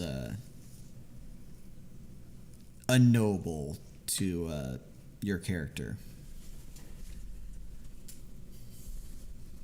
Would Bellatrix know it? I mean, probably not from an appraise check. Could just be a magic black marble for all we know. Yeah.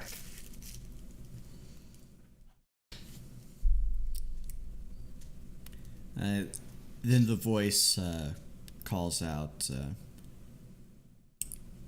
present this one to your employers, and eventually it will find its hands in an ally. They will give you the reward you seek.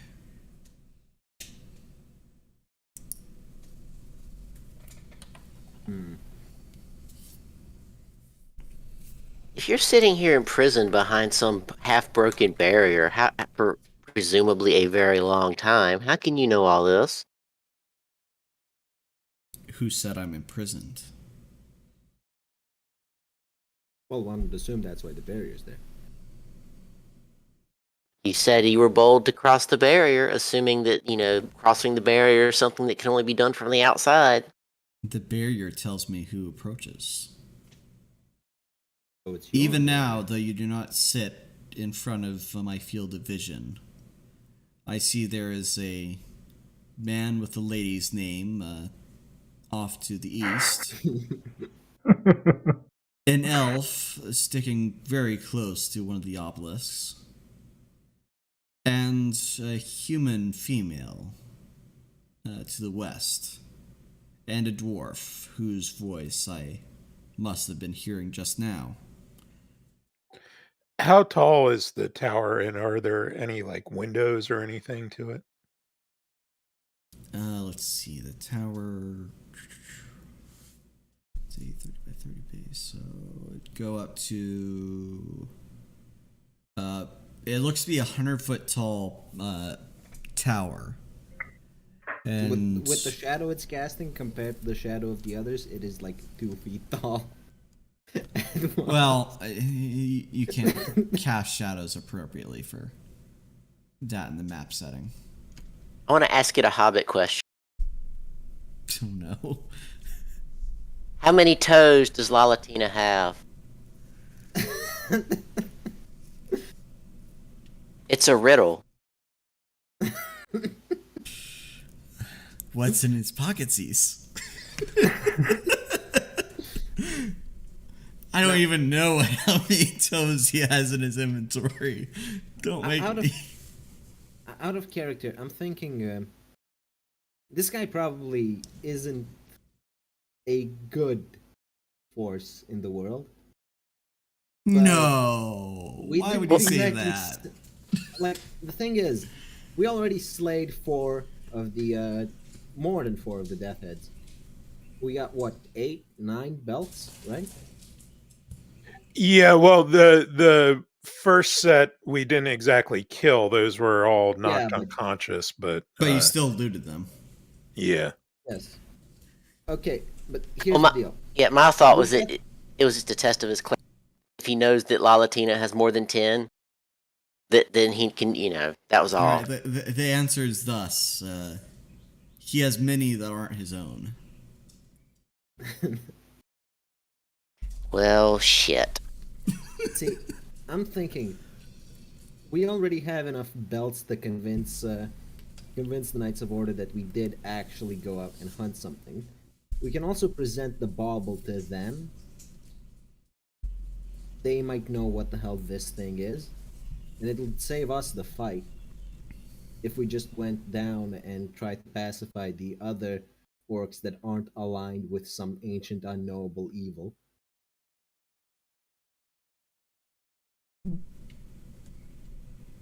I want to ask it a question. You already? What What- is my favorite what? color? No, I wasn't going there yet.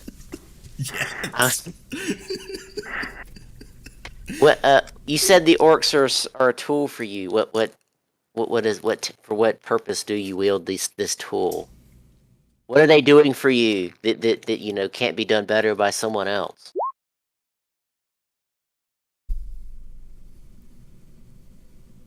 Answer me these questions through, yeah, exactly.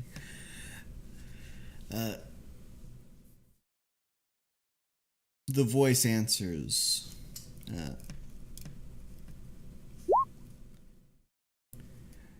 It takes a nation to make a nation. You cannot make water from stone. Have you seen wizards?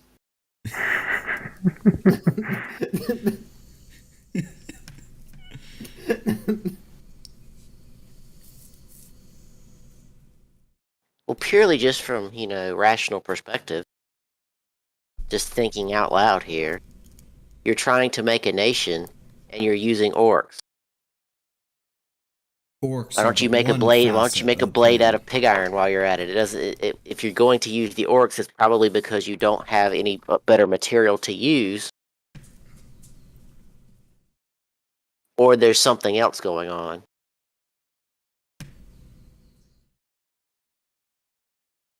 There's much and more, but what is it to you?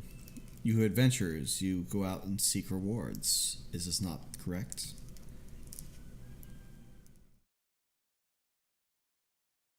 We seek not only rewards, but to change the world. Now, whether we change it for the better or for the worse, that depends.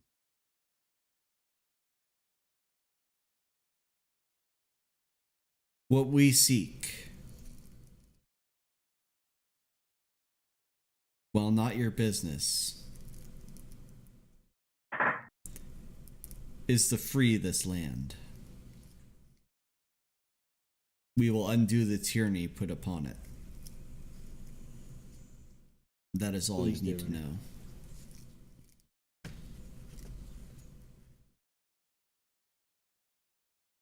Very vague. I'm really hoping they're not hoping to free this land from the tyranny of the sun and create another Court Knox.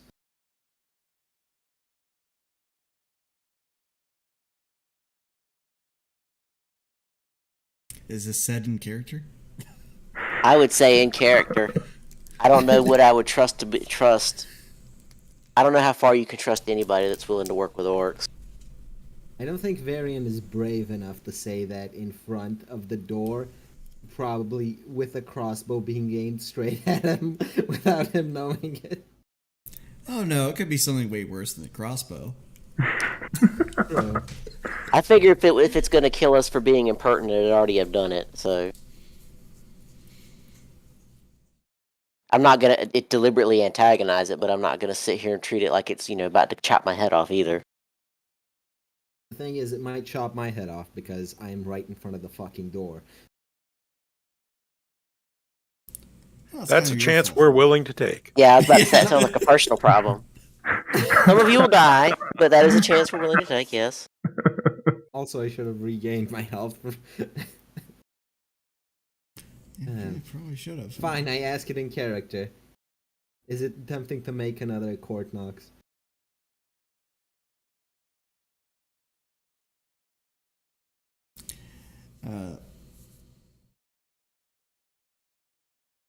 Land Whatever of the dead. Court Knox is, this is not our destination. Perhaps if you weren't so vague with your destination, we might be willing to help. And surely you could use a set Your of hands. assistance is beyond your ability with the grand task. But you may perform other roles if you seek greater reward than what we will present you. We do Should not you do work- what we ask. We do not work without knowledge of what we're working for. Only a fool does that. Bellatrix speaks up and says, we do not work for unknown quantities. I know I'm getting paid by the night, so can we just continue with our task and leave this man here in his tower? I have the oddest feeling this will not go, that we will cross paths with this thing again. Whether we want to or not.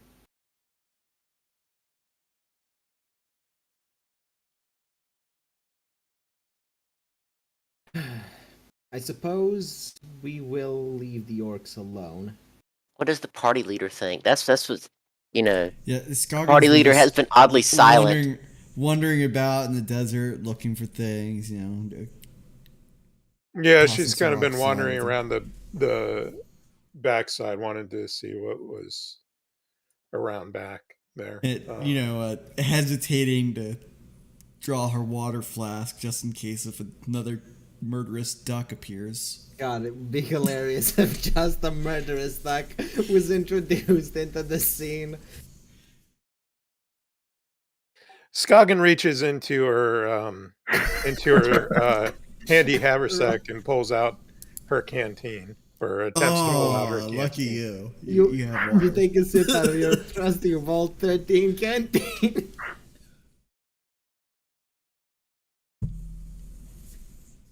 God damn it. Damn it. All right, so And instead of water, she draws waterfowl. it is the same duck, the one you beheaded. It comes with a vengeance. I'm not starting combat for this because it's literally a fucking duck. Can we grapple it and throw it into the door and see what happens? Don't.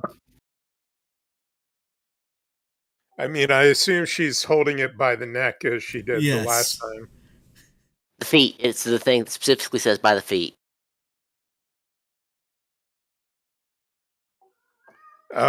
She'll walk up to the to there, and can she toss it inside? Don't toss the fucking duck in there. Strength check for duck. Yeah, roll C and B for tossing.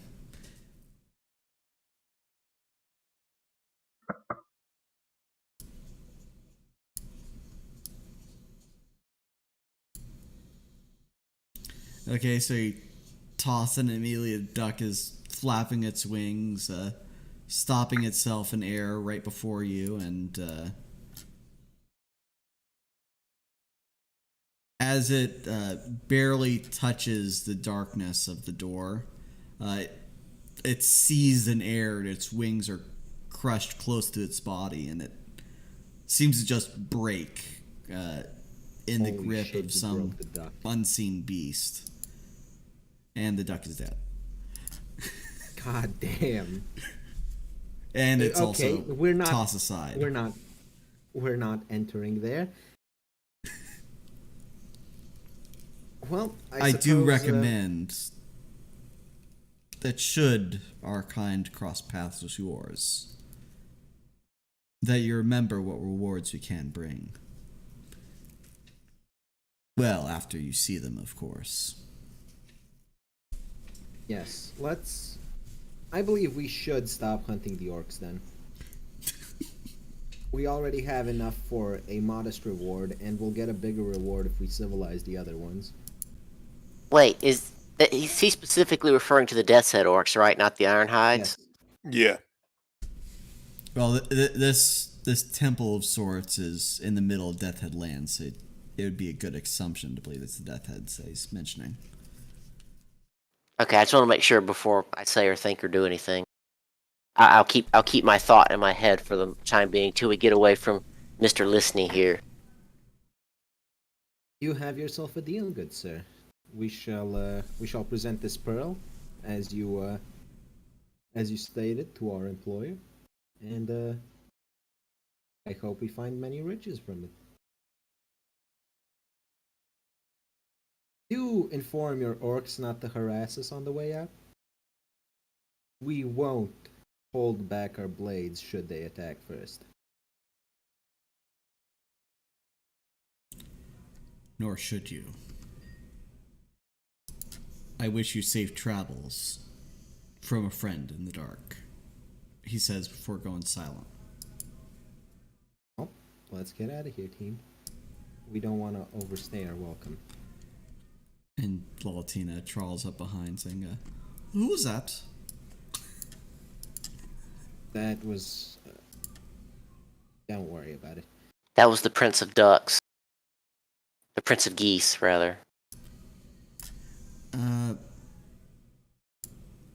I need to be right So once we back. get a safe distance away from the tower... Sorry, one moment. I hear something outside. I'm gonna go on standby for a minute, okay? Okay.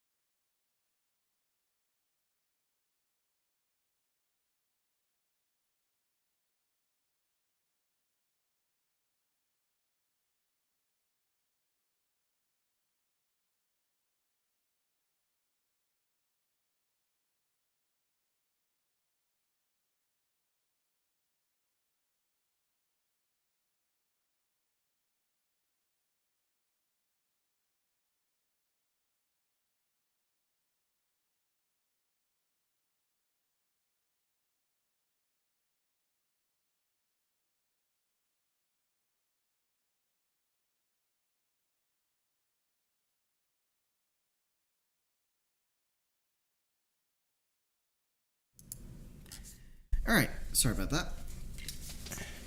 Now, what were you saying? I was wondering out loud about whether the duck will be equally mind-broken when Skagen pulls it out again. Because it is the same duck. Oh, yes, the duck never forgets.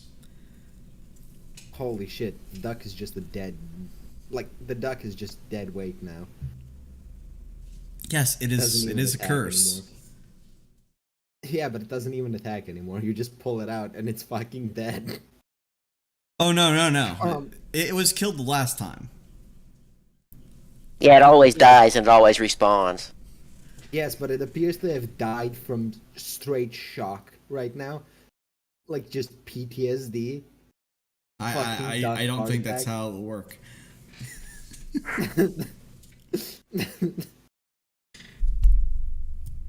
Anyway, you were saying, Korinne?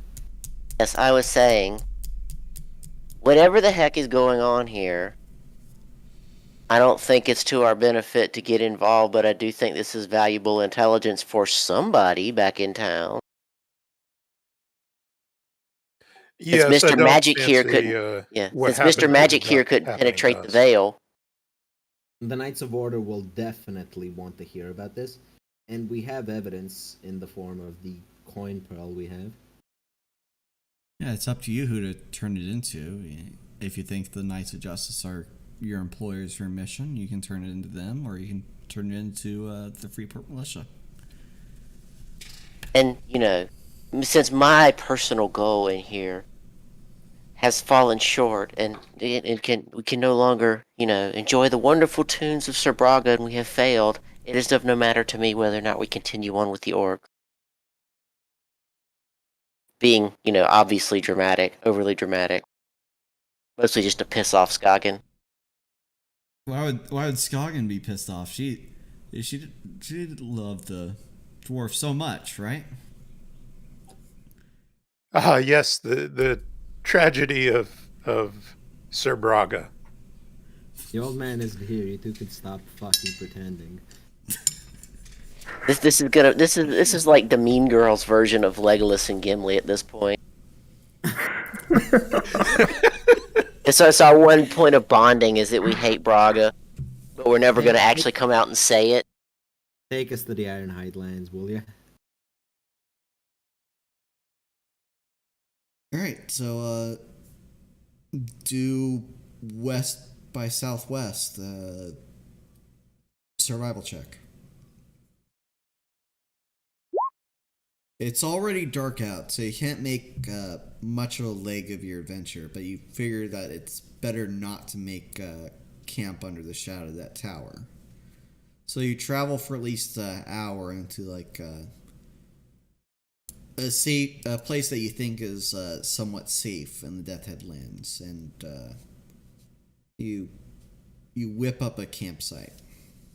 If I consider the place safe, I take off the breastplate because it is weighing heavy. Yeah, and you don't want to be exhausted. Now, see, the thing is, I can put myself into exhaustion if I was ever actually forced to cast the at overcharge. Any more exhaustion. Alright, so... Although that one I can cure because it's a magical one. Do you make any attempts to hide your camp real well, or do you just do camp with guards? You know what? Make it public. Make it a very open... Post it on camp. Facebook. Unironically Invite all post your it on friends. Workbook. Workbook. Yes. Because we said we won't cheat on blades if they attack first. And, well, we could use a couple more belts at the very least. Maybe they're media-sized workspace. Well, the only good orc's a dead orc, so...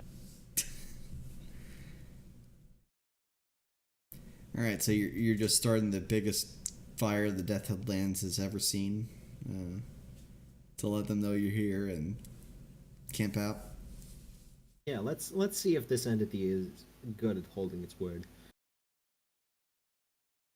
Skagen will take the first watch. Well, he made Because that worked so well last time. God damn it, Scoggin. That's the same roll she got last time. It turns out Scoggins very distracted by choking the chicken that night. The chicken in this case being a duck. Because goddamn, pulling out the tent bag, you can't keep killing that damn duck. Is every part of the duck gone when you look away? Yep, all of it's gone. Like I said, it's like You don't- Batman. The second you don't turn even your have to vision clean the away, not even when your character looks away. When the camera looks away from the duck's gone.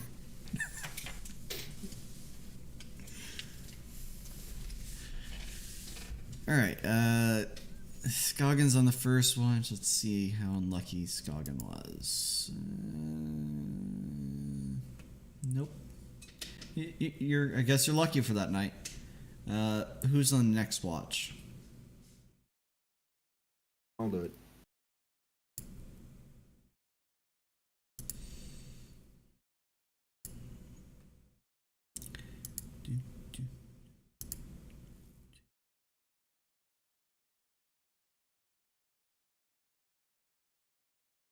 Do I see anything good? Define good. Walking bags of money with ill intent coming towards us. Why do you want the money to have ill intent? Well, I'm mostly referring to the orcs, but Trying to find a hostile Jew or something? the money feels better when you beat the shit out of it first.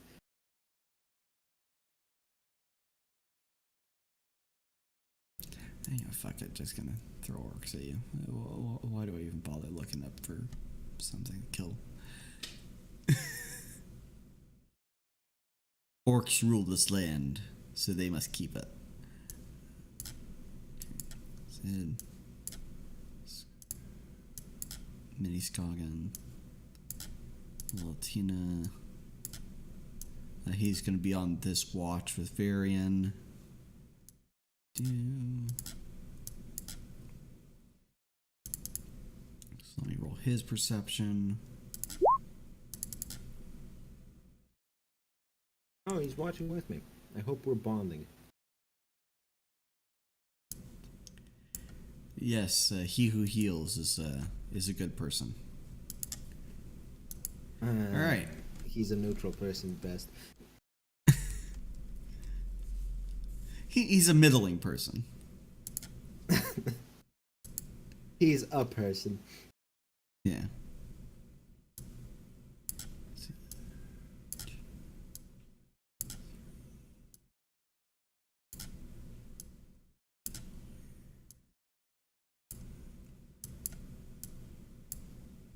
God, I wish I had some more monsters prepared. All right. So you notice off to the southeast, coming within miles of the camp, that there's torch flames coming that signal some kind of intelligent life. You can wake up your comrades for this first round. So we have a surprise round then, in which I can use to wake them up. Yep. In which case, And nobody has a surprise round, and then we just start initiative. Can I cast as I wake them up? No.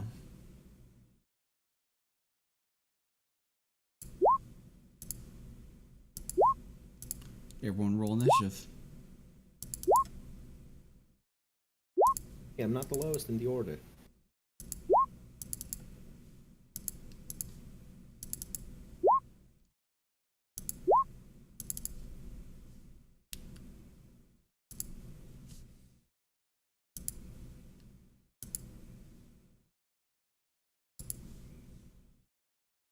Jesus Christ, how do the orcs keep rolling so high?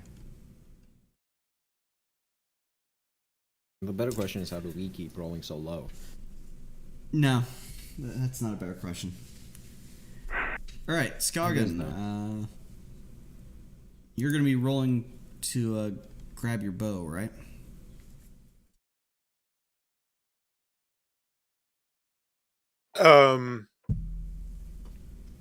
Yeah, I guess she has studded leather armor. Is that something she can sleep in, or You can wear light armor while you sleep without okay? penalties.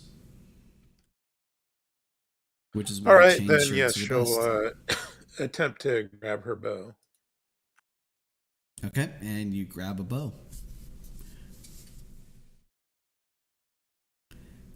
Gladdened by the She fact will that you're knock an sleep arrow, but deprived. not fire. Okay.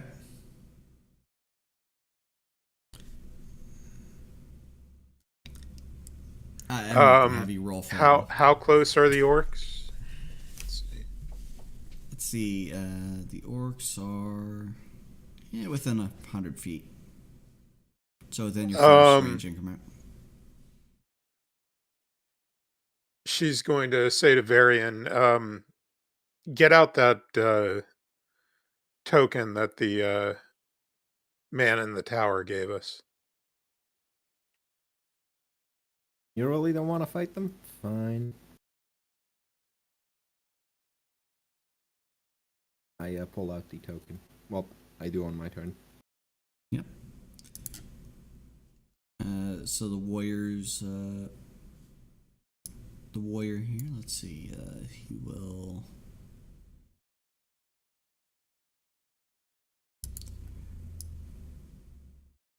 Or can Skagen do a ready, what's it called, a ready action, where if they attack, then she'll fire, but she Yes. won't fire Yes, you until. can. Okay, so she'll do that and prepare to attack if they attack us. Okay. So this orc, he runs up here. Shaman runs up here. And now it's Sid's turn.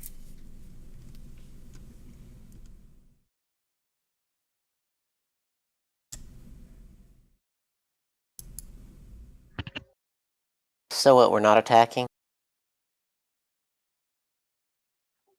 My plan is to call out to them and say, "Hey, your master in the tower. We've made a deal with him."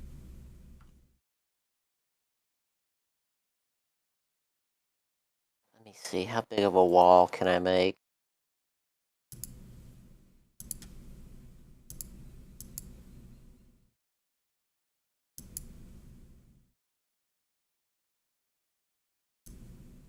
I think the best wall you can make is by putting yourself in front of us. Well, I was going to do that, and then I was going to use my Forge Earth to make like a defensive hump. Smart thinking. The best wall is figurative justice. Okay, that joke had too many layers. This isn't Batman. Yeah, basically, I was going to move up here and then make like a little, defensive parapet wall kind of thing out of the sand. World War II trench. Make sandbags. Make sandbags without the bag. Okay, so you'll make a. Let's see. And I'm only going to make it 5 foot tall. I'm not going to make it 10 foot tall. That'd be kind of ridiculous. And then they wouldn't be able to see Skagen over it. But I'm perfectly hidden behind a 5 foot wall, so I don't really care about her.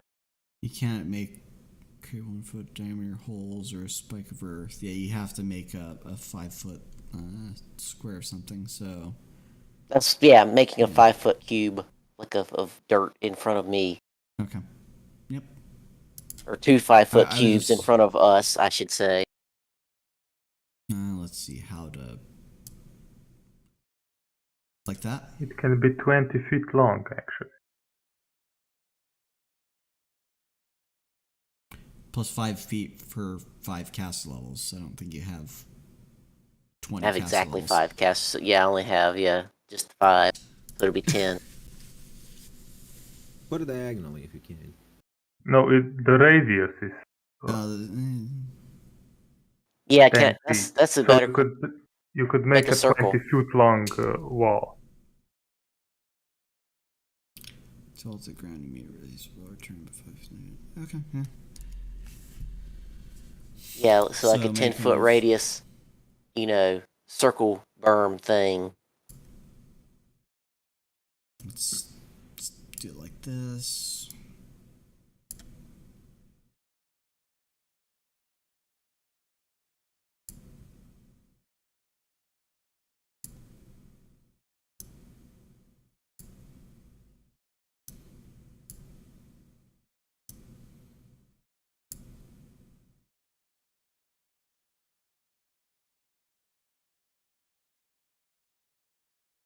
Poor Laltina's gonna be raised up. An igloo of dirt. Yeah, basically just a nice little, readout, I guess you would call it.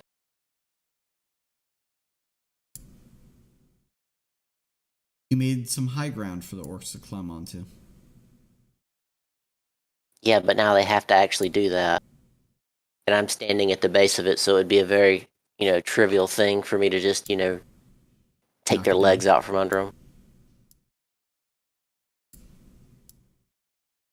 Okay. Unless they just want to lob, javelins over somewhere they can't see line of sight to, at least to me anyway. That Alright. gives us 50% cover. Depending So on you how have tall some you are, it'd be cover. more than that. And now you can't really show them the token without getting on top of that wall. Well, Skagen's 6'2", so she could just hold it up. Yeah, she could Goddamn, see over the Korinne top of it. Skagen. And if anybody that's not a manlet can see over it, I can't see over it, but that's not my problem. That's other people's problem.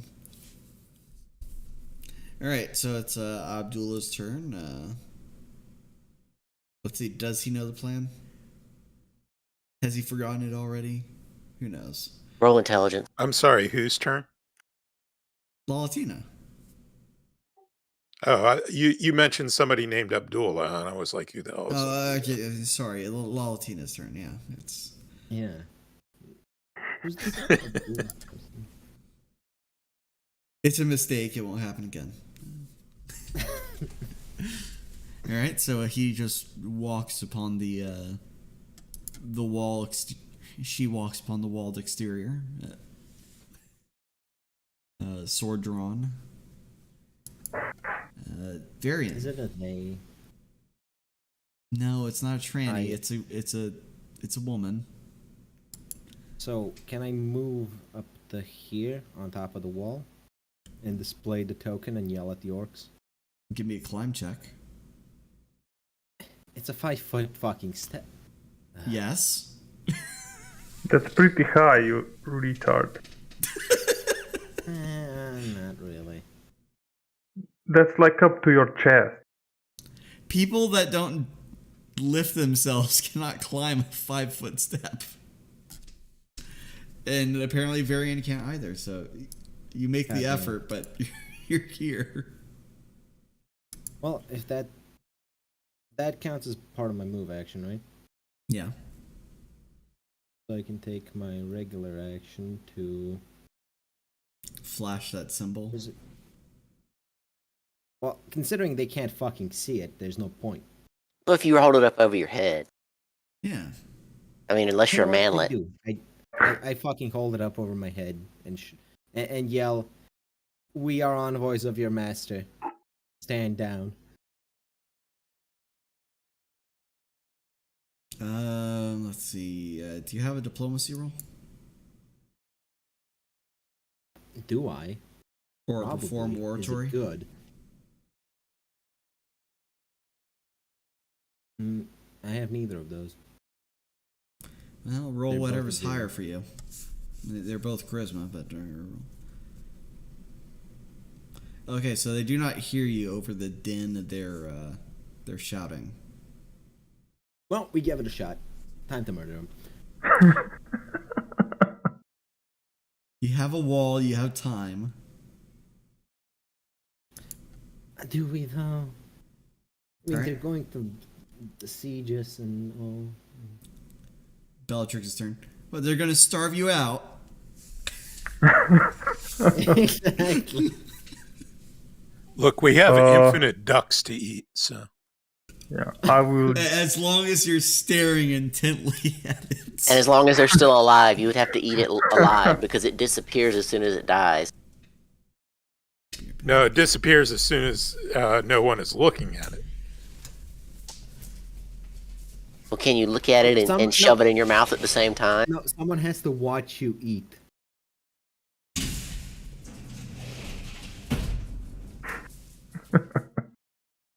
Either way, we're dying of duck scurvy. At some point, I'm gonna get that duck class levels. In what? Who Bard. knows? Wait, let me just check something real quick. What class Don't are all have that. those? Animals. No, they're magical. Right, they don't have class. They're just natural.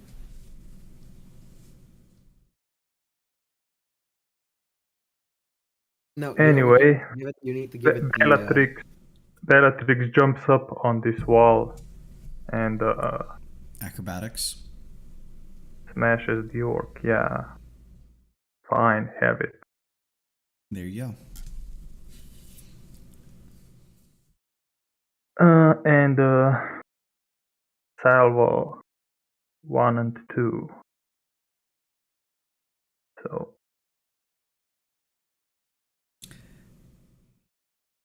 Okay. Also, you provoke an attack of opportunity for ranged. it's not ranged. Is his reach far? Is his reach farther than 5 feet? You're still within 5 feet. This guy's right here. Yes. Yeah, and you're So I casting would. a spell and you're using a ranged yes. attack. I'm casting it defensively, and I'm Okay. using it as a melee touch attack, and the concentration check Okay, you succeeds pass. automatically. Jesus. Okay. All right, melee touch. But the ranged one would provoke, unless you're Yeah. also hitting melee. It's the same. It's the same roll because it uses wisdom on all of the No, attacks. but it's a range attack. It's not the spell. Like the spell provokes a ranged, but also the range attack itself provokes.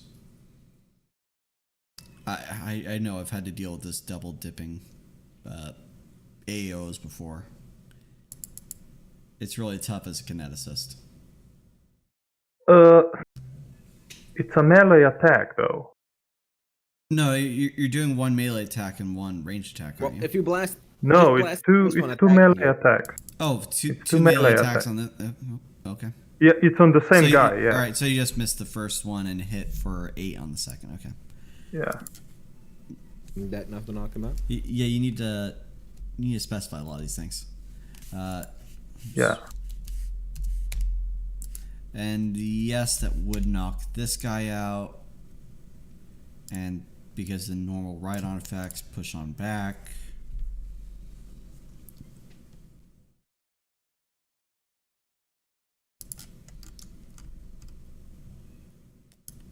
Alright, this orc charges forward and throws a javelin at Bellatrix, which misses. And this orc charges forward, throwing a javelin at Bellatrix, which I think also misses. Oh wait, no, Yeah. that's not a regular orc. So yeah, he's not unconscious, but yes, he is also knocked back, and I assume Can you give me the two combat maneuvers? I fucked up which one was.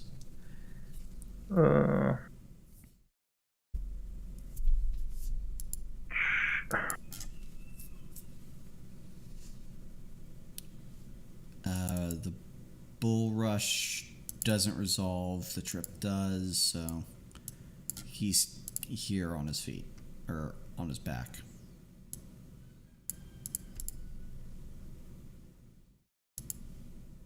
So he stands up. Smack him with an attack of opportunity. I can't. He's standing up. He's within 5 feet. I can't. He doesn't have a weapon. Just kick him. I don't have an armed strike. Yeah, that's going to provoke. Wait, so I don't have an unarmed. I do not have improved unarmed strike. Yeah, I do not have improved unarmed strike. Yeah, if you're not I'm proficient with unarmed. Yeah.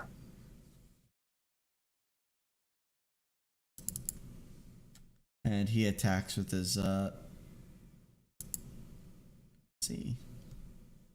I'm buying you spiked boots when we're back in town. Yeah, he's gonna shove you. Sure. Let's see. Does 11 hit your touch AC? Probably not. No. Okay. All right, Skagen. Someone have better diplomacy than me? Probably. Skagen will attempt to something. Flash She'll the move symbol. up there, take the token from Varian and hold it up above her head, and she'll say, "Orcs, hold! Your master in the tower has given us safe passage through these lands. We show proof of his favor." Roll diplomacy or perform oratory, whatever is higher. See, Praga would be real useful here. What the fuck is wrong with you people? You're speaking so quietly. It's the wall. It has dampening effect. Okay, so that's unsuccessful. All right, shaman. There's 2 clear targets, but one of them is closer. So let's see, is this?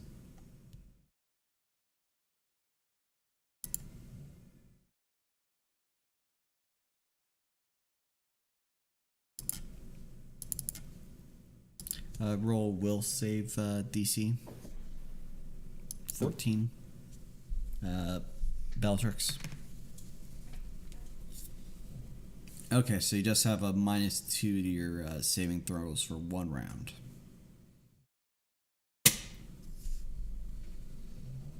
Alright. And Orc comes up to here. Orc does a climb check. Fails. Alright. Sid's turn.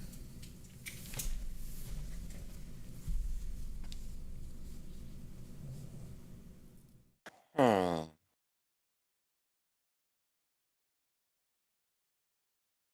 I need to have line of sight to make the earthquake?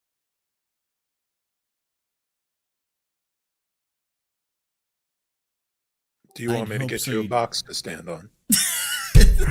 You're gonna have to toss him. God damn, I was But thinking. so is there like a certain amount of earth sense, like, can I like blind fire it? Unless you have blind sense specifically, which you can actually, or tremor sense, then probably not. So I was thinking, like, raise the wall and then immediately, do the tremor thing about where I thought they were, or where they would be if they kept running at us. That's kind of what I was going for. Alternatively, you can lower 1 point in the wall so you can choke point them. Though that's putting in line of effect of any other ability. It's also easier to flash off that token if someone can get in line of sight. And, directly shout at them. Just shout insults in Moorish. Yeah, I'll just shout insults at them and like ready in action or something, ready to just smack the first person that fucking hops up here. Okay. Lalatina comes over here and assists Bellatrix with a stab to that orc. Actually hitting for once because Lalatina's not in control of the character.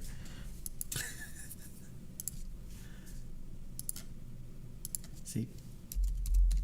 Dealing 10 damage. Saying something about Aura Real as he does. Alright, Varian.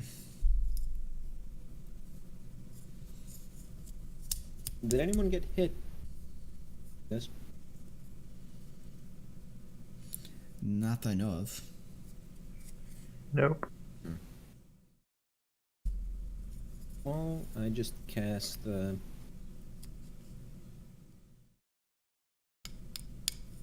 crew trying to negotiate with them. They clearly don't want to. I cast Blood Vortex between the shaman and the Do you have a line of effect? I can see him. How?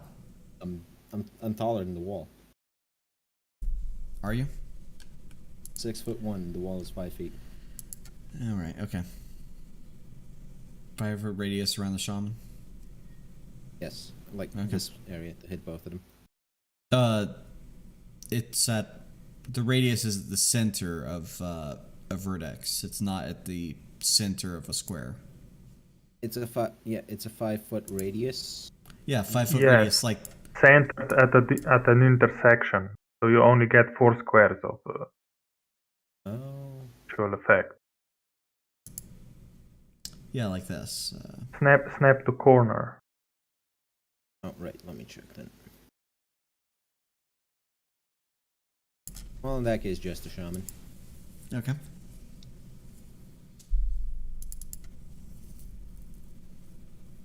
Make fortitude saves, shaman.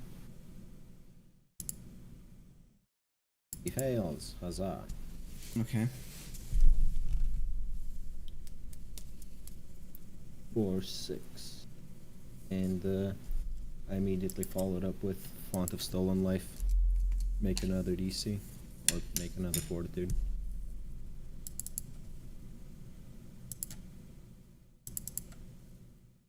And his hit dice is... It is 4. I have 8. Okay, that's my turn.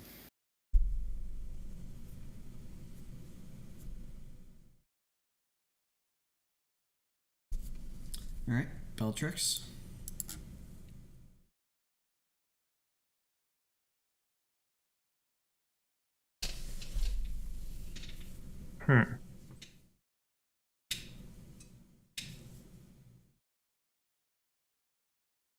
Let's just nuke this guy.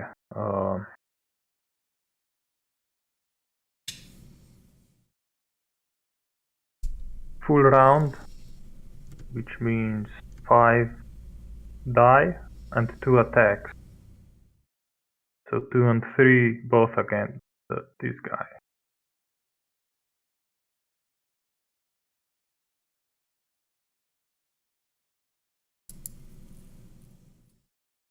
Okay, your concentration checks. I mean, it succeeds automatically, like I said before. It doesn't crit necessarily your succeed concentration. automatically, but you have to roll Well, dice it for does on yourself. defensive. No, on it doesn't on defensive defensive. Defensive blocks AOs happen, but you still Yeah. have to roll or else your spell fizzles. Okay. Yes, but I think he has so many bonuses that the roll is all. Well, Yeah, I have so much yes, bonus. yes. Yeah. But there can still be a nat 1. So the rolls have to happen. Isn't Or in the like, case I of think someone he has that enough doesn't have. bonuses. Does a net one fail it? Yes. I thought it was a check, like a skill check. No, it's not a skill check. It's like a combat maneuver kind of check. Oh, okay. Where critical results mean that it's automatically fail or success. So how hard do you crit your concentration? You concentrate real well. You are more focused now than you have ever been. This is the only Okay. time you feel alive. So you hit and you do 19 non-lethal damage. This is lethal. Oh, that's lethal? Lethal, yeah. Okay. Damn, you ain't fucking around.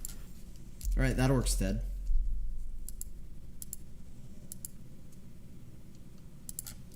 Dead. Blown back.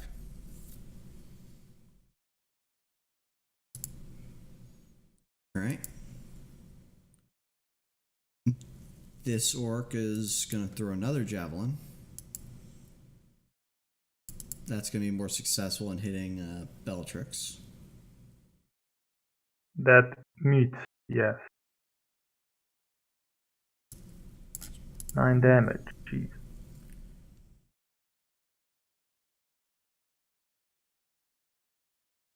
Alright. And this orc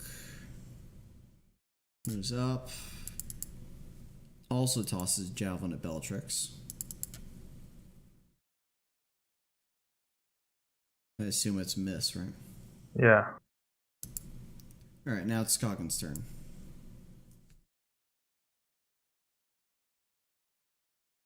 Scoggin will once again attempt to shout at the orcs and get them to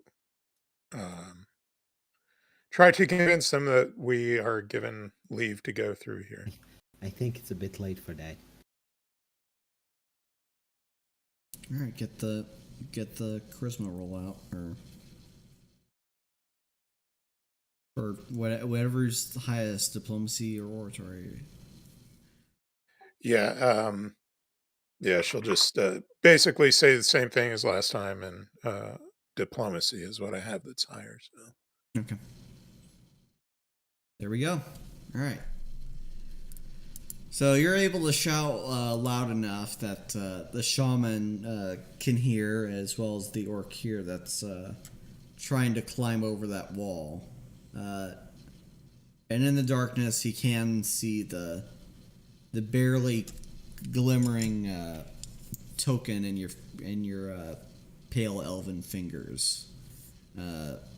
He sees the glyph upon it and shouts something in Orcish to his compatriots that they can get them to stop their shouting.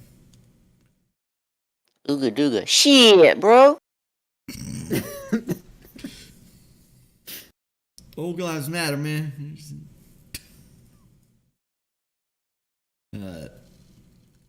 They look at the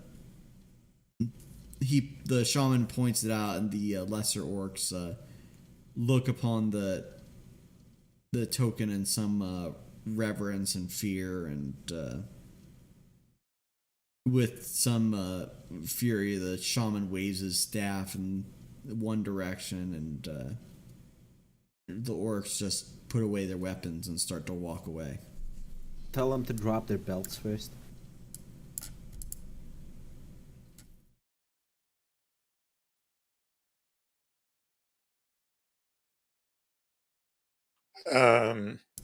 So you're not going to interrogate him this time? Well, the reason we wanted to interrogate them was to know where the other orcs were, but we're Well, going maybe out of we our can find out way. where their camp is. That's one more bit of Yeah. information we can sell to the Knights Freeport or whatever. See, if we had that information, I think they would have wanted us to kill them, so we just pretend like we killed all the ones we can find. I mean, we could just sell them a load of shit, like there's a great big black dragon that supports them, and we got close enough to see it and got scared and left. Well, Which we're not isn't that sure far if from the fucking truth when you think about it. we'll just tell him there's I a mean, we big don't know black what's in the thing. tower technically. We've seen something reach out and strangle the fucking bird. You strangle a duck. Just Well, fucking crush. Hold on. Technically, you hadn't seen it, but you had seen it strangled and crushed.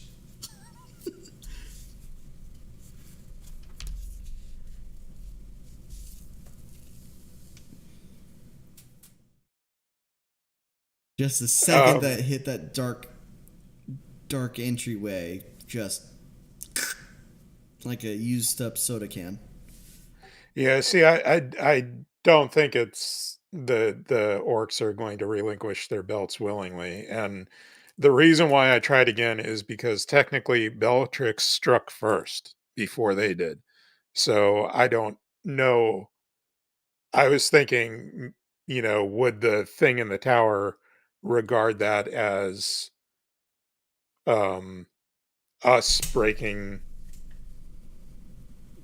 our word since we struck first Yeah, you don't want to rather than violate the NAP.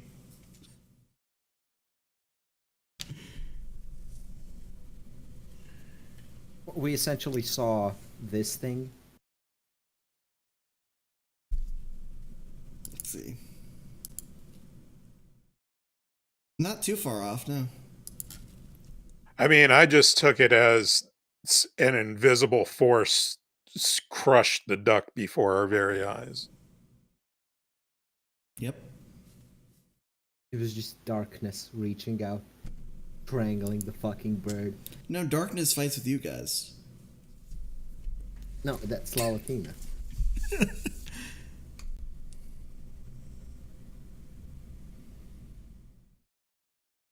Well, they're walking away. Are they gonna collect their dead comrade? No.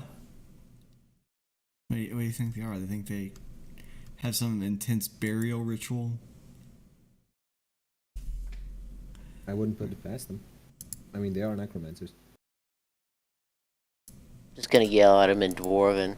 Just like, yeah, that's right, run, bat bitches. Okay, well, if they aren't collecting that orc, then we'll take the belt and any loot there is on the one dead orc. Okay. You get 2 silver, 1 copper. If you want, he has a battle axe and a belt. That's the lightest of the valuables. Can someone give that battle axe to Bellatrix? Because goddamn. I don't think Bellatrix can wield that battle axe either. She doesn't need to wield it well, she just needs to have something to attack with. I do have something to attack with. Well, not to exploit attacks of opportunity. I mean, I have 3 attacks per round anyway. It's a stone battle axe, same as before. Yes.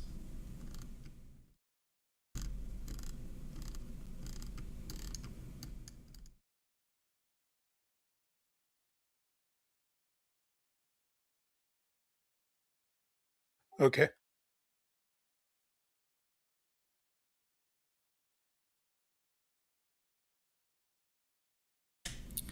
All right. We're reaching the 3-hour mark, but we have some time. So you guys want to head towards the Ironhide Lands? Yes.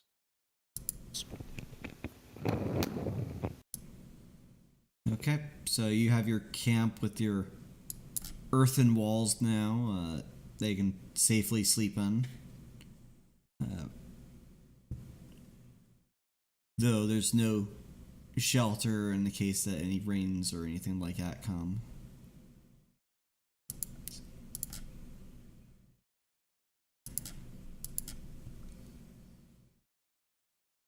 All right. Do course the Ironhide Lands. Roll survival check. Korinne.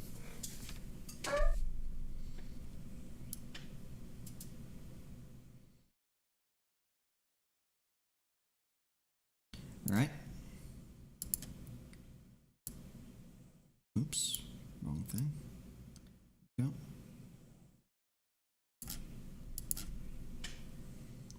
How very nice of them to stay confined to that one very specific radius. Oh, they didn't. Remember, you killed a raiding party, like, right out here. True. Wait, I don't remember killing a raiding party. All I remember is Braga getting in an accident. Oh, yeah. You killed Braga, and incidentally, there were orcs there that got knocked out. The orcs killed Braga. They did it. Not according to the testament of the Serene Order. Yeah, but they're Serene. What did they know? They also believe in pacifism, so I mean, who's really going to believe them? But unironically, they live in this fucking shithole and believe in pacifism. Come on. They believe in the NAP, man.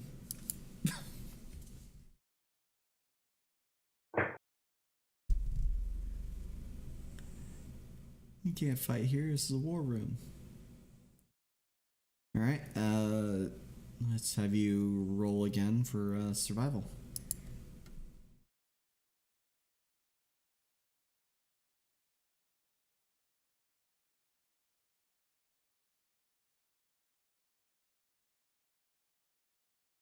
So what's next? We're going to run to the monk again? Oh, good thing you're not on a route to connect to the monk. It's not that small of a desert. Yeah, it's relatively small. For a desert, anyway. But man, that would have been a boss battle to give you. Just, oh, here's this monk. Fight. Well, to be fair, we might be able to take him. Maybe. Yeah, If we roll initiative first. If we get the jump on him. Outnumbered with the jump on them, you know, you may be able No, hold on. If we did that, would that remove our negative reputation with the two factions? If you killed him, yes, but any chance that word does go out that you had something to do with the monk, it's not the Ardenian bards you have to worry about. You have to worry about the Serene Order. And anyone that really cares what they have to say. So nobody important. Yeah. Korinne, another survival check. Another survival roll? Yep.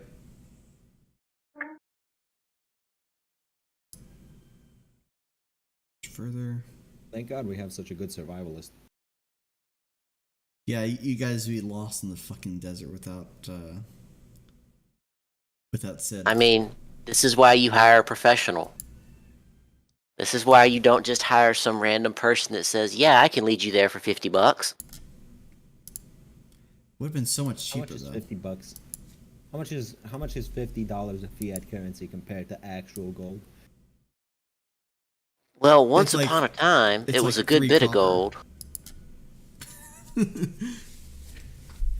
Modern $50 is like 3 copper.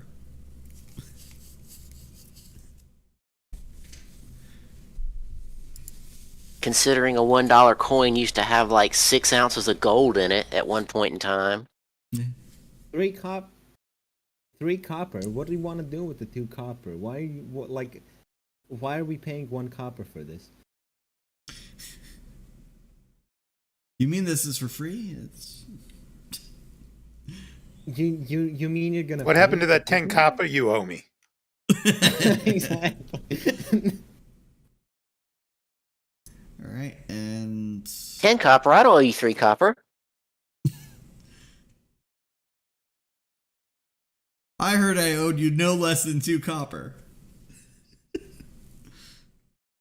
Don't forget you owe me 3 copper. Yeah. All right. So another survival check. All right. Slightly off course there, but yeah. We'll get you over there.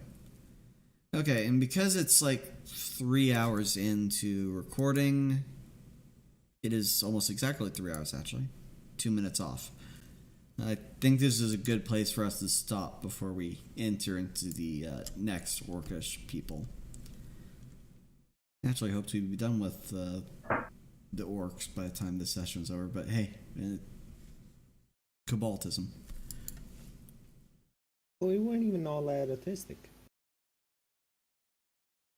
Well, if we're stopping here, I'm gonna go ahead and finish cooking or whatever. All right.